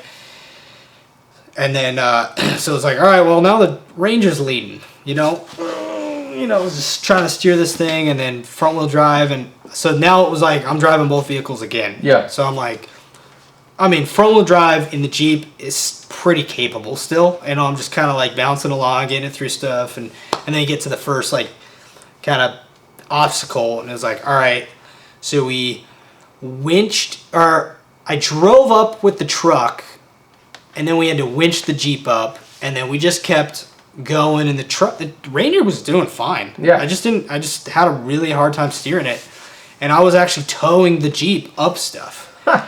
And then we finally it got late, and we ended up having to take the exhaust off because it was like hanging off and it was getting stuck on stuff. So I took the exhaust off, and then we finally went to bed at like 12 o'clock at night. Woke up in the morning, kept going. Then the air compressor went out. So then we just had one wheel drive in the Jeep, and perfect. Just kept pulling the Jeep and driving the Ranger, and then the steering started going out on the Jeep, and then it went completely out and it broke completely off. So then it was like zero steering. And where were you at that point? We were almost to the bridge. Okay. You know that wood bridge is? We were almost so far? Yeah. Oh, we were almost to the bridge. Steering completely falls off on the obstacle before the bridge too, where you kind of have to like snake down and around. Got through it in the Ranger, no big deal. Getting the Jeep through there was a big deal. And then after we got over to the bridge, it was like, all right, every time the Jeep starts turning, just like put it in reverse and just like spin the front end back. You know, because it's just hooked to the truck. Just spin the front end back. And we just did that over and over and over. And we were winching the front, winching the back. It was so exhausting. Yeah. Let's get the Jeep out, you know. Rangers, you know. The people would see the Ranger and they'd be like, oh, dang. And then they'd be like, what the heck? He's towing a Jeep out. Yeah, he's saving the Jeep now. And I'll tell you, I'll never have two vehicles on that trail at the same time ever again. That was exhausting. It's cool to have one, but when you got to deal with both your vehicles, it is exhausting. Bro. I didn't even know any of that. I thought you just like, you know, on Instagram, it's like, oh yeah, we just saved it. It was fine. No, dude, it was a nightmare. And then, we got to the whalebone part, that big slab. Yeah, that's steep. Dude, we were sitting there for like 30 minutes. Like, I was like, dude, I don't know how we're gonna get the Jeep down this. Can't turn it. Yeah. You know, and it's like, the truck is like the Ranger's only. It's not. I already like. We're going to get stuck in the Ranger down there. I already know it. Yeah. And at that point, there was like, we were trying to stay out of people's way. At some point, we got in this traffic jam. There was like 40 Can-Ams trying to come up the other way. Dude, people were so upset. And we were off the trail. We were like tucked over, and like people originally thought we were blocking, and then they walked down and they're like, oh no, it's just like there's 40 Can-Ams trying to come up, and none of them know how to drive. Mm-hmm. They're just getting stuck everywhere, and they can't pass anybody. And golf cart life. Yeah, but back to the whalebones. We had to wait for a couple groups because I was like, dude, we might be a minute on this obstacle. And we finally, there was a clearing, and it was like, all right, let's go. We got to do it. We could see the truck like on the slab over there. It's like it's still like a day's worth of driving, but we can see it, you know. And we got down the slab, or right before we did it though, I started feeling sick because we were just so tired. Yeah. So it was hot. Yeah. We walked over to the lake, took a dunk in the lake, and just like chilled out for a bit and waited for people to go through. And then we got our opportunity, got through, and then it was funny, dude. That nobody tried to spot me once until we got there, and some guy's like, "All right, go left, go right," and my buddy in the Jeep starts laughing, and he's like, "Dude, he's got it. We haven't been spotted once, and we're like, you know." Yeah. And so we go, and then down the slabs. Oh my gosh, my buddy Tony, he like didn't honk or anything, and I went down the easy part, and the Jeep was like, no, I'm gonna go down the ledge. And I look back, and the back wheels are like in the air. He almost flipped it forward. Oh shit. Yeah, I was like, he was like, That's that was steep right scary. there. Yeah. If you don't go down in the right spot, it's steep. Yeah. And then we got it straightened up. We just kept having to drag it.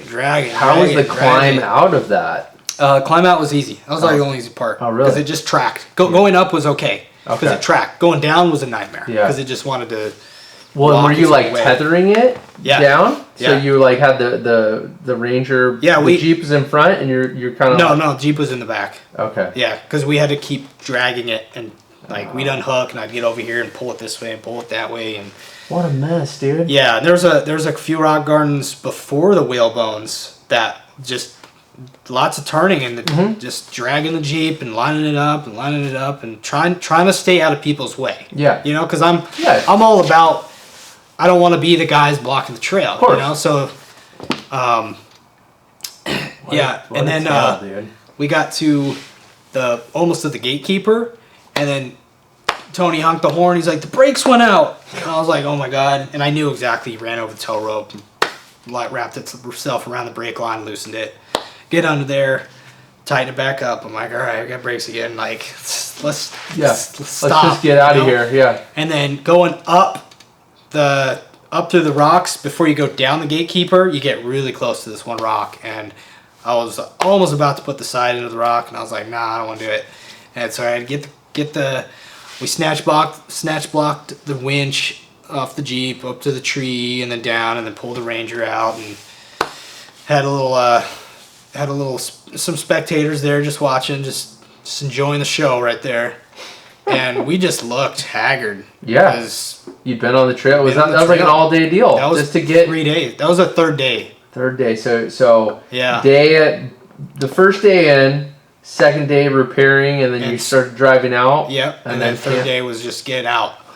Yeah. And then we got through the gatekeeper, did some crazy stuff. Like it's cool because like you take somebody that's never been like rock crawling, and they just watch. That was basically, I pulled every trick out of the bag to get the vehicles out. Yeah. Just like, you know, whatever, all the tricks that you could possibly think of, we did. Yeah. You know, and he's like, wow, I got the whole spectrum right there. Yeah. You know, rock crawling is you have to be creative. Yeah. You know. No, I mean off-roading at a I don't want to say a high level, but it's you're using whatever you have in the vehicle, whatever skills you have. That's all you have. Yeah. You don't have, Yeah. I mean, most of the time you don't have a Starlink to look it up if you can't figure something out. It's you and your buddies, and that's what makes it fun. And so just like a little history. On the Blazer, I was doing John Bull, and the steering box ripped out of the frame. So I basically had no steering. Somehow managed to turn the vehicle around. I was steering it by hand. My buddy was driving it. And then I broke a window because like the lock got stuck, and I just kept slamming the door. Like one went closed, broke a window. And then one of the fan belts came off because one of the zip ties. We finally decided we needed to zip tie the rag joint back to the steering because like doing it by hand was just going to take too long. So we zip tied it. One of the zip ties broke. Took off one of the belts. Then we're under there. I tapped the alternator, started an electrical fire. And I put that out. And then I'm just like doing like dirt angels on John Bull and that moon dirt. Just like, oh my God, I'm so tired. Yeah.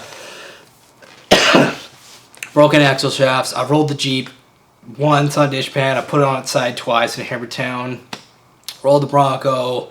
I've broken every part you can think of. So like I have a good what would be the word?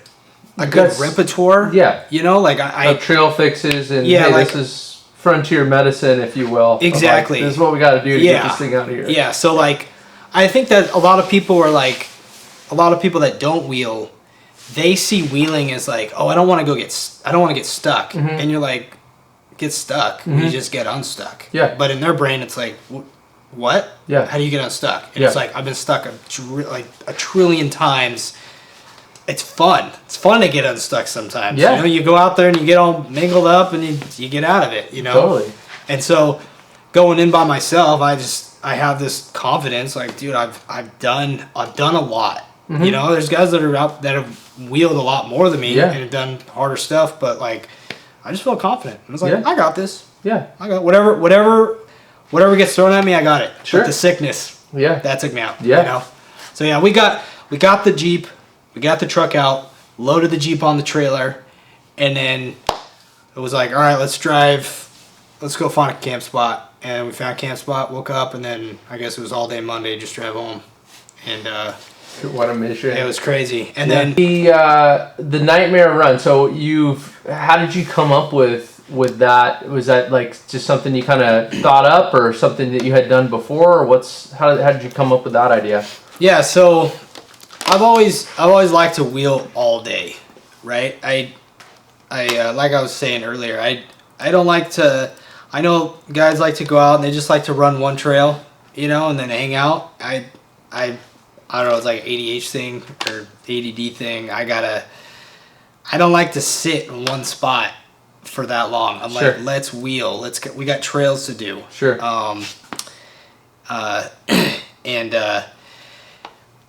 There's these guys on the East Coast, Flex Rocks and Rollovers. Okay. And they film what they call a 24-hour hell run. And I was like, that's sick. Like, they just wheel all day, all night. You know, and they got stopwatches, and it's filmed really cool. And I've always run all the Big Bear trails, like, either by myself or with one other person. And it was like, we started at Cleghorn, and we just ran everything, you know, minus maybe going down in the desert. So, just thinking about it and be like, oh, we should see how far we can go. Let's run everything, like everything. You know, let's not skip anything. And so thought of calling it the 24-hour hell run, kind of what they were calling it. You know, and I was like, we're on the West Coast, whatever. I'm nobody. Yeah. Like, nobody's gonna care that I'm calling it the same thing. Got me, my buddy Rob, and my friend Jessica. So we had 3 rigs, and we started at Cleghorn at night, Friday night, and we started wheeling all through the night. Jessica's Jeep, her exhaust kept falling off, and we just kept fooling with it, trying to tie it up, and basically just fooled with it all night. And then, like, just making slow progress. We finally got to that cement rock slab that's on Pilot Rock. Mm-hmm. You know what's funny? Everybody calls 2N17X. They call that Pilot Rock Truck Trail, but it's not. Oh, really? Yeah. I don't know why everybody calls it that. Yeah, I'm not sure. It's 2N17X. Pilot Rock is the fire road that comes up off of 136. Okay. That's Pilot Rock Truck Trail. That comes up. 2N17X comes and meets up with Pilot Rock. And then Pilot Rock is everything above. Gotcha. But everybody, I don't know why everybody, I don't know. It's always throws me off. But so we got to the rock slab, or the cement slab, at like 5 a.m. on Saturday morning, and everybody was like dropping dead. So I was like, all right, so everybody just kind of rolled out of their vehicle and just slept on the ground for like 2 hours, and I stayed awake the whole time to make a permanent fix to her exhaust. or like muffler falling down. I was like, I'm tired of this, and I got the ratcheting strap. I got like hose clamps. Spent like 45 minutes making it so that was not going to be an issue the rest of the time. Yeah. So I didn't sleep. And then at some point I was like, all right, everybody wake up. Let's go. The sun's coming up. We start wheeling. We did pretty good. We did the trail before Dishpan. I don't know if it has like a name, it's just a number, but it kind of sweeps up close to the neighborhood, and then it comes back down. It's got some big ruts, and then you end up at Dishpan. Mm-hmm. Go across the bridge, go up Dishpan, get to the second waterfall, and I started taking this far right line that I've never taken, because I've done Dishpan so many times. It's just like... And this is all in the Jeep. This is all in the Jeep. Yeah. Trying to keep myself entertained. And I drove the Jeep there. This was before I was trailering the Jeep. Mm-hmm. Yeah. So, trying to pick different lines, make it as hard as possible and as entertaining as possible. Because it's like, I've taken the main line so many times. Let's try these rocks over here. And stuff moves around, so new stuff appears once in a while. And I just got kind of light, and just like both the front and the rear just kind of popped up. And I was like, uh-oh, I'm going over. And it was really slow, and I thought about sticking my foot out, out of reflex, and I was like, no, keep your foot in. Yeah. Don't stick out, you know. We don't need any broken bones. Yeah, and I just let it go, and it rolled, and luckily I didn't get hurt. The windshield crushed in. I would say I got a little lucky, because after seeing how it happened, I was like, ooh. You need a roll cage with like stuff above you, because the stock cage on the Jeep, like, it's just open. Like rocks can come in and hit you in the head. But yeah, I was fine, and that was my first like full rollover. When I had a tip over in the Bronco, but it was just like I slid in the snow and just kind of went on the side. But so this was like on the lid. This was on the lid, full. Let's see, I did a full roll and somehow didn't touch anything. And then was upside down completely, and got it on camera, most of it. And then my sister kind of ran over and like, "Oh my gosh, you okay?" And I'm like getting out. I'm like, everybody's like, "Oh, what were you doing?" I was like, "I was driving like I had more money in my bank account, I guess." It's kind of funny that I said that. I play that on my intro, that part, for my videos. But yeah, we got the Jeep situated. We uprighted it. We needed basically like 2 winches. We used the winch on the Jeep and my buddy's winch, and flipped it back, and knew that I needed to have the parking brake, because when I flipped the Bronco back over, didn't have the parking brake, rolled backwards, got stuck. Yeah, that's so there's a few things you just, once you do it, you learn. Yeah. Like we had that happen on Dishpan. We flipped our buddy over. We had like 12 dudes. We pushed it back over, and the park brake wasn't on. And it started to roll back down the hill. You don't think about it, because you're just like, you're in the moment, and it's like, but after you do it once, you don't do it again. Correct. It's like, all right, when this vehicle goes upright, nobody's sitting in there to hold the brake. So, yeah.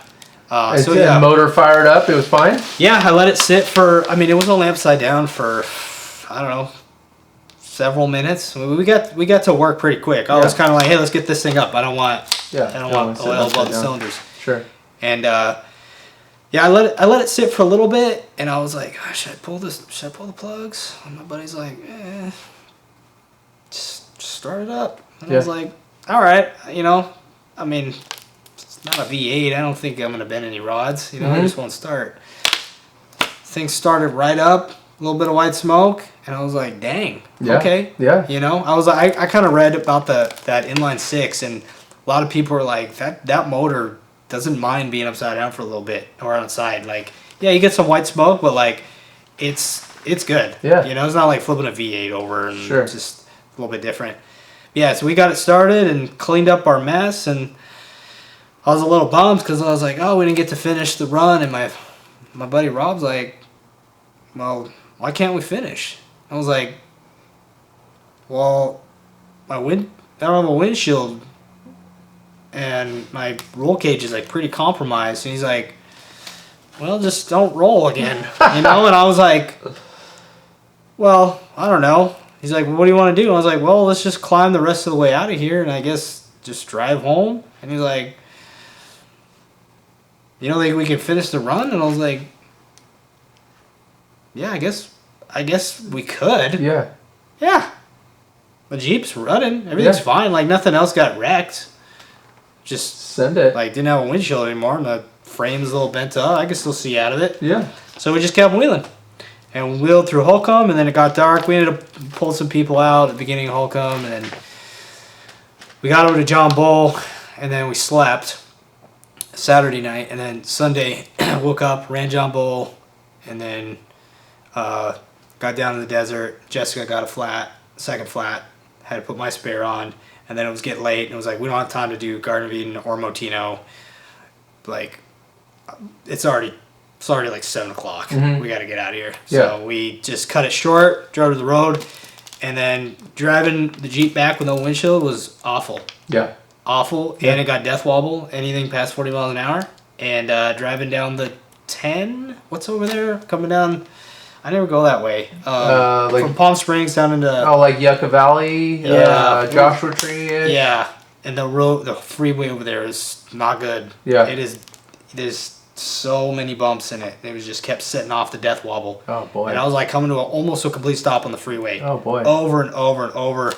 Got Rob in the back of me, just making sure nobody plows into me, and just no windshield. My sister sitting next to us. We both got like safety glasses on so we can like see something, you know? And it was freezing too. Yeah. It was cold, so we were all bundled up and just going. Just a sucker for punishment, apparently. Yeah. Okay. Yeah. And so we didn't do it the next year. There was too much snow. 2023. Mm-hmm. There was too much snow in March. And then the next year, we just, I don't know, nobody was ready to do anything. We just didn't do it. Mm-hmm. And then by the end of the year, this one guy I just met, Daryl, he's like, hey, when are you gonna do that? Are you gonna do another hell run? I want to go. You know, and I was like, yeah, we should do another one. And then I got all excited. I made shirts. I made a flyer, and I learned from the first one. I was like, we can do the distance if possible. Mm-hmm. It's in 3 vehicles that had a lot of issues. Like, we almost did it. Like, if we go back and like everybody's just moving and grooving, like invite only. Let's invite some guys that can just crawl and drive. No, I have a whole thing, no spotting allowed. We should talk about no spotting allowed a bit, because that's a big thing for me. You just don't like the spotters, huh? I don't like the spotters. I guess we'll talk about that now. So I think when I was getting into the wheeling, I didn't really have anybody to spot me. I was doing a lot of stuff by myself with a passenger, and I was just figuring it out. You know, drive by braille. I heard my buddy. He was. I don't know. I guess he felt the same way. You know, he's like, no, just drive by braille. You know, and I was like, that's what rock crawling should be. Like, you figure it out. And so I never really had anybody spot me. And then I never went on any group wheeling trips. I kind of didn't have anybody to wheel with, so I was like, I gotta go with like a group. And I went with a group, and I was like, it's like not my thing. Like, it's too slow. We were on one trail. Everybody's trying to spot you, and it's like, no, I want to drive. I want to figure it out. And I feel like this might sound arrogant, but like I feel like there's a right way and a wrong way to rock crawl. The wrong way is to go out and have other people tell you how to drive obstacles, and you just look at them and just not figure it out yourself and get up stuff, and you're like, oh, I drove up that. And it's like, well, no, but you didn't make any mistakes. Sure. You know, you didn't slide off this, you didn't slide off that, so you didn't like learn anything. The person that can see everything told you exactly what to do, and you walked right up something. Which there's a time and place. Yeah. There's a time and place. I think this threshold of new vehicles is coming into play more. Vehicles are more expensive, and so people are getting into these newer vehicles and wanting to go out, and they definitely don't want to get body damage. Sure. And so those are the people that are like, oh, I need you to spot me, right? Where I'm in my 1991 Bronco, and it's like, I already got a couple dings on it. Yeah. If I mess up, I broke a taillight. Oh well. Sure. My taillight's $10. taillights on these things are like $1,400. Oh, really? Yeah. Dang. And like, cause they got sensors and stuff in them. I mean, so I feel like depending on the trail, like a John Bull, I haven't run dishpan in forever, but I've run John Bull like 10 years ago. Compared to like any of the Hammers trails, it's nothing. It's nothing. So it's like spotting on John Bull, I mean, depending on what you're in, if you're in your Ranger, I mean. But even that, it's funny, people try to spot me and I'm like, I try to be Sure. nice, be like, oh, I prefer to try to get through it myself. You know? And then, you know, my passengers, they can just feel the passive aggression. No, totally. but I mean, like, I think, you know, running Hammers trails, we're out at King of the Hammers, and my buddy's got, you know, his 69 Bronco that he just finished. It's, you know, he's into wheeling it, but it's not like he wants to just... The gray one. Gray, yeah. And it's like, you want to make sure that thing, you know, you want to keep it nice. Like I said, there's a time and place. Sure. Yeah. But on like I mean, I haven't been into rock crawling for that long, but it's like, I remember like doing a bunch of pre-runner trips, and it's like people calling out a bunch of stuff on the radio. You know, it's essentially spotting. It's like, you don't need to call out the rock that's the size of this, you know, campfire. I'm going to see it. Like, I'm good. Like, if you see a cliff or, you know, something that's... Right. Let me know about it. But if there's a basketball-sized rock, those are everywhere. That, you know, so it's like spotting. I think it's like some of the stuff, you know, you don't want your buddy to roll over if you're trying to make it a long distance. If something's going to happen, then you like... You say something, you know, like, hey, your wheel's going to fall off, you're going to roll. Yeah. Then it's like, well, you know, but it's the guys that, like, you have a group of people, and they roll up to the first obstacle on a trail, and everybody gets out of the car, and everybody tries to tell that driver how to get up something, and it's like, dude, I agree with that. Let him get up it. I agree with that. You know? Yeah. And it's, I don't know, it's, I think it's probably people trying to spot me when I'm just like, no, I want to do it myself. I don't like being told what to do. Maybe it's that. But it's also like, I feel you doing this the last, it sounds like close to 2 decades. Yeah. Have a feeling of like, I've got this. Like, yeah, maybe my vehicle that I'm in right now is a little less aggressive, but your Jeep, you know, you've done some gnarly trails in that thing.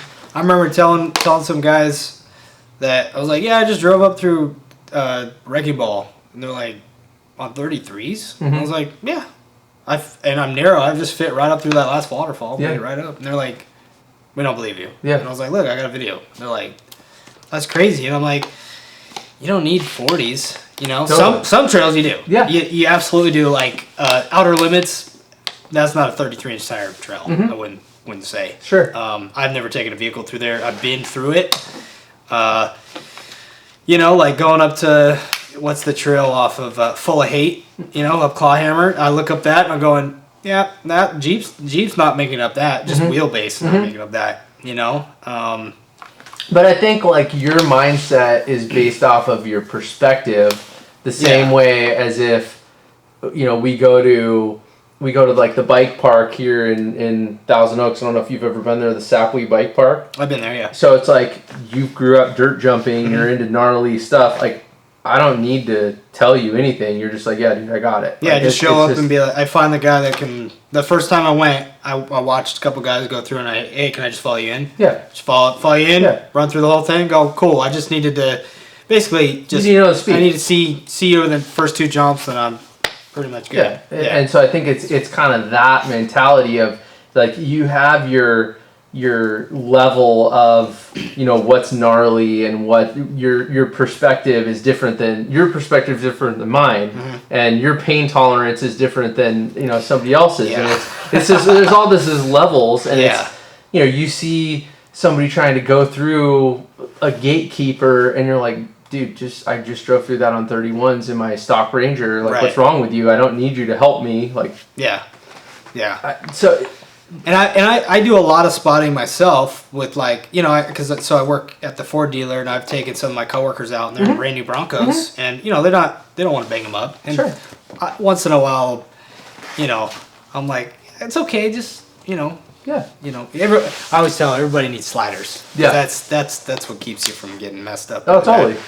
But yeah, I like to keep them from messing up. It's like I'll spot beginners, right? You got to start somewhere. Yeah. And when they get up, they feel accomplished, and then next time they go out and I'm not there, yeah. then they are doing it by themselves. Yeah. But I think that's just part of the progression, and you've kind of I feel like there's too many. I feel like it needs to be said though, like there's too much spotting. Yeah. There's too much. No. There's a time and place, but there's too much right now. But I think that's all dependent on who you're wheeling with. If you go out with a bunch of dudes, like, you're hand-picked, nobody's spotting anybody unless it's like, dude, I'm about to roll, like, help me out, grab the winch line. Like, other than that, you're kind of on your own. Yeah. And it's like, hey, on the radio, I don't see you back there. Are you good? Mm-hmm. Oh, yeah, I had to get out to do whatever. Yeah. So, I agree. Yeah. But, I think that definitely depending on the level of difficulty of the trail. But I should make you a sticker that says no spotters, no spotting. Well, I have, yeah. Where's my sticker? I have it in the pack. Oh, it's already there? I think I got it right here. Let's take a look here. Let's take a gander. Pull that sticker out. What do we got? We got... But yeah, so you guys do your run, and then so you put it together. You just did it just a couple months ago. Yeah, so the first one was called the Hell Run, and I called it the 24-hour Hell Run. I made shirts and everything, and it wasn't 24 hours. It was like 48 hours. So I'm like, all right, well, we gotta call it something else, and we gotta call it something other than the Hell Run because it's actually like harder, like it's longer and. I don't know, somebody said nightmare or something. I was like, ooh, nightmare. Because we're wheeling it, a lot of it's nighttime, starts in the dark. And let's see, Nick's Nightmare Trail Challenge. Yeah. That's it right there. Like that's original, it's my own, and I try to get I did ask a lot of people that I wanted to go, but things didn't line up in their schedule, or their rigs were broken down. Somebody was buying a house, this and that, and a lot of things were. I don't think any events were happening. Some events were happening the next week. And one guy, Alex, that I'd never wheeled with, that actually knows my brother. He just started following me on Instagram, and we were chatting. He rock crawls, and he's a good wheeler. I kind of was like, oh dang, He's done a lot of wheeling. You go through his page, and they're like, okay, yeah, he's had a couple rigs. He's good. He's a solid wheeler. He's done some gnarly stuff, and he's got a sick Tacoma on 42s. Yeah, and that thing's a monster. Yeah, so it's funny because it was him and me on 31s in my stock Ranger, and it's like my buddy's like, yeah, Nick, this is your handicap. Yeah, so people can wheel with you. You know? It's silly. It's like when I was wheeling with Julian with his 40s in his Cherokee that's all beat up in Hammertown, and I'm in my 33-inch tire Jeep, and we're just run every single trail nonstop that I could possibly run, Savage, man. But so we called it Nick's Nightmare Trail Challenge, and he went. He was the first person, and he was like, here you go. Here's $40 for the T-shirt, for stickers, and I was only charging people because I didn't want to eat the cost of making shirts because it's expensive. Like $30 a shirt if you're only making 15. Yeah. And then I was like, I'll throw in a cool sticker pack. And then I asked two of my buddies to come film. They're not wheeling. They're doing it for free, but at the same time, it's like I'm gonna pay for their, stuff for throw them. Some cash. Yeah. So it's like it's not just a normal trail run. It's like it's gonna be a challenge. It's not a camping trip. We're going to be camping, but it's not a camping trip. We're not sitting around, we're wheeling, and when stuff breaks, we got to fix it, keep going. Unfortunately, the steering went out. That's not something that could be fixed. Yeah. You've seen that movie before. I've seen that movie before. And so it was like, all right. So I was talking with Alex, and I was like, hey, I think you and I actually got to, like in the next couple weeks, we got to go up and just finish the run. Just start where we left off, and on Saturday morning, just finish it. Just finish it. And he's like, I'm down. But I got a big Death Valley trip coming up, 2 weekends. Nice. It was a 4-day trip. Now it's a 3-day trip because passengers can't do the 4-day. But Sure. yeah, it was gonna be like 900 miles, like 350 on the dirt. Oh, I got a whole route planned out of like all the canyons, all the good stuff. Have you ever been up through like South Park, up in the Panamint Range, and then come down the other trail? Have you ever been over there? Is that like Striped Butte area? No. No, it's like not too far out past Trona. Like you go through Trona, and it's like another like. We've dropped down into Ballarat, and then checked out Manson's house. Okay, so that's not that canyon. Okay. But closer to Ballarat. Got it. There's one loop that you can swing up and go through the mountains up there, and then come back down. Got it. Pleasant Canyon, and South Park. I don't know if I've done that one. That's one of the coolest trail. That's one of the coolest roads I've ever driven. I've done it twice. Once one direction, and then it's got a spot called Chicken Rock. Okay. No, I don't think I've done that. It's so cool. Coolest road ever. You're up there and you're like, dude, how did the miners decide that they were going to build a road from here down into the canyon? That's crazy. Yeah. They thought that. Yeah, we've been up there. I know there's one we've gone up. We did like a loop, and then it goes. There's like a creek kind of running through it, and then we came back through, and it was like super overgrown. That's Pleasant Canyon. Okay. Yeah. So you went up on the left, and then came in, and then came down. Came back down to Ballarat. Yeah. So if you kept going up, you would have gone up and over the mountain, and then come back down a little bit farther over, and you would have gone through the spot called Chicken Rock. Got it. Okay. Yeah, you could search that, and you'll pull up like right there. Yeah, Death Valley's rad. That whole zone is just. So there's a cabin over there, and this guy, I don't know his Instagram name, but I talked to him a bunch. He just did 40s on his Jeep, and I've been talking with him for a bit. I haven't wheeled with him yet. There's so many people that it's like, as soon as my Jeep's built, full calendar of wheeling with everybody kind of thing, you know? And I got a lot of like secret stuff that could take you on kind of stuff, you know, and like stuff that no videos and stuff. Yeah. You know, the good stuff. Sure. Some little bit more raw. Turn your Strava off type of deal. Exactly. Turn your Strava off. Super raw trails, not blown out like Motino. Yeah. I've never done that. I want to do that one. I've never done it. Well, I don't want to say how blown out it is, but I mean, if you never run it, you never run it, so you wouldn't know the difference. But I remember running Motino when it was a pretty raw trail. Yeah. And now it is blown out. Yeah. It's just a freeway now, or it's what? It's just a freeway. There are some nasty obstacles that you can run that people don't even look at. They just run the main trail. But there's some offshoot stuff that you can make it really hard. It looks like it, yeah. It looks spicy. That was another thing. I feel like King of the Hammers kind of like blows trails out.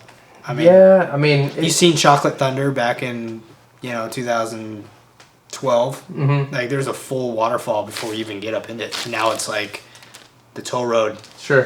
Sure. Turkey Claw. Yeah. It used to be like a 1-lane thing. Now it's could fit like 8 rigs all go at the same time. Yeah. You know, I feel like it's all the big horsepower buggies go through there and they spit rocks fast. Yeah. Yeah. No, absolutely. So, but here's my sticker right there. Oh yeah, dude. No spawning allowed. No spawning allowed. Yeah, I got those on the Jeep, got on the Ranger. I like it. It's like the badge, you know? Yeah, no, absolutely. And then high lifts, there's one in here that says high lifts belong in wheels. Because everybody's afraid to scratch their wheel. And like, that's a good place to put a high lift is in your wheel. In your wheel. Yeah, because you can't always put it on a slider or a bumper. Sure. Right? But you can most of the time put it in the wheel. And the one wheel that needs to come up, because, you put the high lift on a slider or the bumper and you jack up, you got to get all the suspension travel. But you put on the wheel, you're pushing the wheel up, put rocks on, lower the wheel, drive out. Yeah, easy. And especially if you're not worried about scratching your wheels all up. Like well, if you're a crawler, then you wouldn't be worried about it. Absolutely. But so for the Ranger, do you have any plans to do anything to it suspension wise, or are you just going to keep it stock? I need to spend money on the Jeep. The Ranger's basically how it's gonna sit, and it's Rob's truck. Yeah, little monkey in there. That was his request. But yeah, I think I'm just gonna keep the Ranger like this. Do you want to do like long travel or anything to it? I thought about doing that, but I'd rather put that money into the Jeep so I can go run. I have so many trails I want to run in the Jeep, and I'm like a map fanatic. I'll search on Google Earth. You could show me a bush on a trail, even if I haven't run the trail. I could like know what trail it is and where it is. Got it. I can just go into Google Earth and you could be like, hey, zoom in on that one spot, and I'll just zoom right in on it. Yeah. Because I just know where everything's Full at. Rain Man, huh? Yeah. I got a bunch of canyons I want to run that are off the radar. Same goes with like hiking. You know, all the hiking. I like doing trails that are not as well traveled. Sure. A lot of old mining routes, especially in like Lone Pine. There's some cool trails that aren't on the maps. Yeah. You got to map all that stuff out yourself. Yeah. Lots of secret dirt bike stuff. You know, we got a lot of it. You know, Yeah. and you got to map it all out. You know, Sure. I'm the guy mapping it out, and so you have like a good group of buddies that you're going out with, or are you just doing most of this stuff by yourself? in the trucks. I feel like I need to know more people for wheeling. We've got a place for that. Yeah, it's. I think it's like so. I try to meet new people and I'll either invite them or I don't know. I feel like nobody invites me. Maybe that's just me. I don't know. But I've taken a couple people out. I've invited people and thinking like, oh, this is gonna be fun, and it turns out like they just want to run one trail. They're not like as good of a driver as I thought. We kind of just spent a lot of time not getting anywhere. Sure. And I'm not close enough to the desert for me to be like, oh yeah, this is okay. Like, I'm like, no, I made considerable effort to get my vehicle out here. I want to wheel. Right? And so I feel like I've done a lot of wheeling by myself because of that. Sure. Just kind of a different mindset. And then it's the whole thing. It's like nobody with 33s wants to wheel with me. I got to wheel with people on 40s, you know? And I don't know. I'll do a bunch of wheeling in a season, and like nobody can go wheeling with me. Sure. And then all of a sudden my Jeep's broken, and it's like, we're going. And I'm like, I can't go now. Yeah. I'm broken, Yeah. you know? So I don't know. I gotcha. Yeah. No, we need like I said, once the Jeep's built, Well, yeah, I was gonna say you should get on the forum and post up what you've got going on, and I mean you can throw stuff up, and I mean that's the whole idea with the platform. I mean, like obviously there's Instagram, there's Facebook, there's other forums, but it's like our forum is kind of you're kind of weeding out those people that are like, oh, I've got my brand new this, and I don't want to scratch. We're kind of like. Yeah, kind of bypassing that demographic, which there's nothing wrong with that. I mean, people get into the sport, and that's all part of it. But there's also like you gotta like vibe with the people, Sure. I mean, I've been wheeling with guys that it's like, this isn't my crew. Sure. Yeah. Just the way they acted. Yeah. No, I gotcha. I remember guys that got just so belligerent drunk. I've had people pull guns out on people, and I'm like, what is going on here? Yeah, like that was an incident on Dishpan. I was taking these like 15 guys up all in military trucks, and some guy in a Jeep came down and put a dent in some guy's door, and he like pulled his gun out, and I was like, oh my god, what's going on? What are we doing here? What are we doing here? Yeah, Yeah, I mean, and that's the tough thing, and it's like you kind of want to vet who you're going with ahead of time, which sometimes is tough. And I mean, that's like with I guess like as far as like form runs, it's tough if you're trying to like run, trails all day, it's kind of tough to get people that have that same mindset because it's hard. I think that's my issue. Because I don't like just going out and running a day. I keep saying it because if I lived in Riverside, maybe, where I was like an hour away, but it's like, it's at least 2 hours, 2.5 hours, both ways. It's like, I came up here to wheel. Totally. And What about, so you don't have any interest in like getting into the pre-runner, like go fast stuff? That just, you're just I feel like crawler? all my funds are tied up in the crawling. Sure. I want the Jeep so I can like go kind of fast to get to the trails. Mm-hmm. You know, this thing's pretty smooth there down. All my suspension is through the tires. Sure. You know. Sure. But I mean, I'm just thinking like, so the crawling, like, you know, I've been into the off-roading. I started out rock crawling. I got involved with like a desert race team, and then I got into the pre-runner stuff. Mm-hmm. And then I'm kind of now coming back to crawling, but it's like for me, I'm getting into crawling because I've got a family. I've got, you know, I put my family in there, and it's easier to be out on John Bull, and they can, you know, get out and watch, and we can kind of just hang out. It's kind of like a more low key, and I don't know, it's just where I'm at in my life versus you trying to hammer through trails. But I think back to being, you know, the pre-runner, you're driving all day. That's all you're doing. And so it's like that may serve you better as far as in a group setting where you get people that are down to lay down those long miles. I guess I've never been in a vehicle that could go more than 40 miles an hour over whoops. Got it. My buddy's Jeep, it was pretty built with 35s. We called it the sleeper Jeep because you didn't know how much travel he had until he got in the rocks. But I was in the passenger seat one time. He's like, "I've never gone fast in this thing with you," and I said, "No, let's go."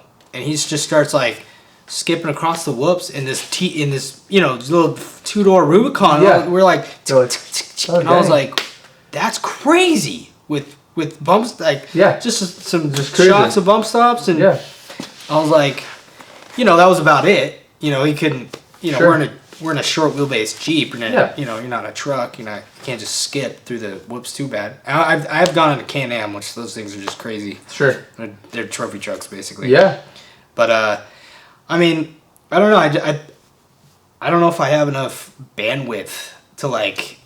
I definitely don't have enough funds to. Yeah, no, I get that's it. a whole nother. Yeah. Well, I mean, I'm just another thing, especially. You know? I mean, not that I'm trying to tell you, you know, what to do with the vehicles, but it's like if you've got, you know, this thing is kind of like the Ranger.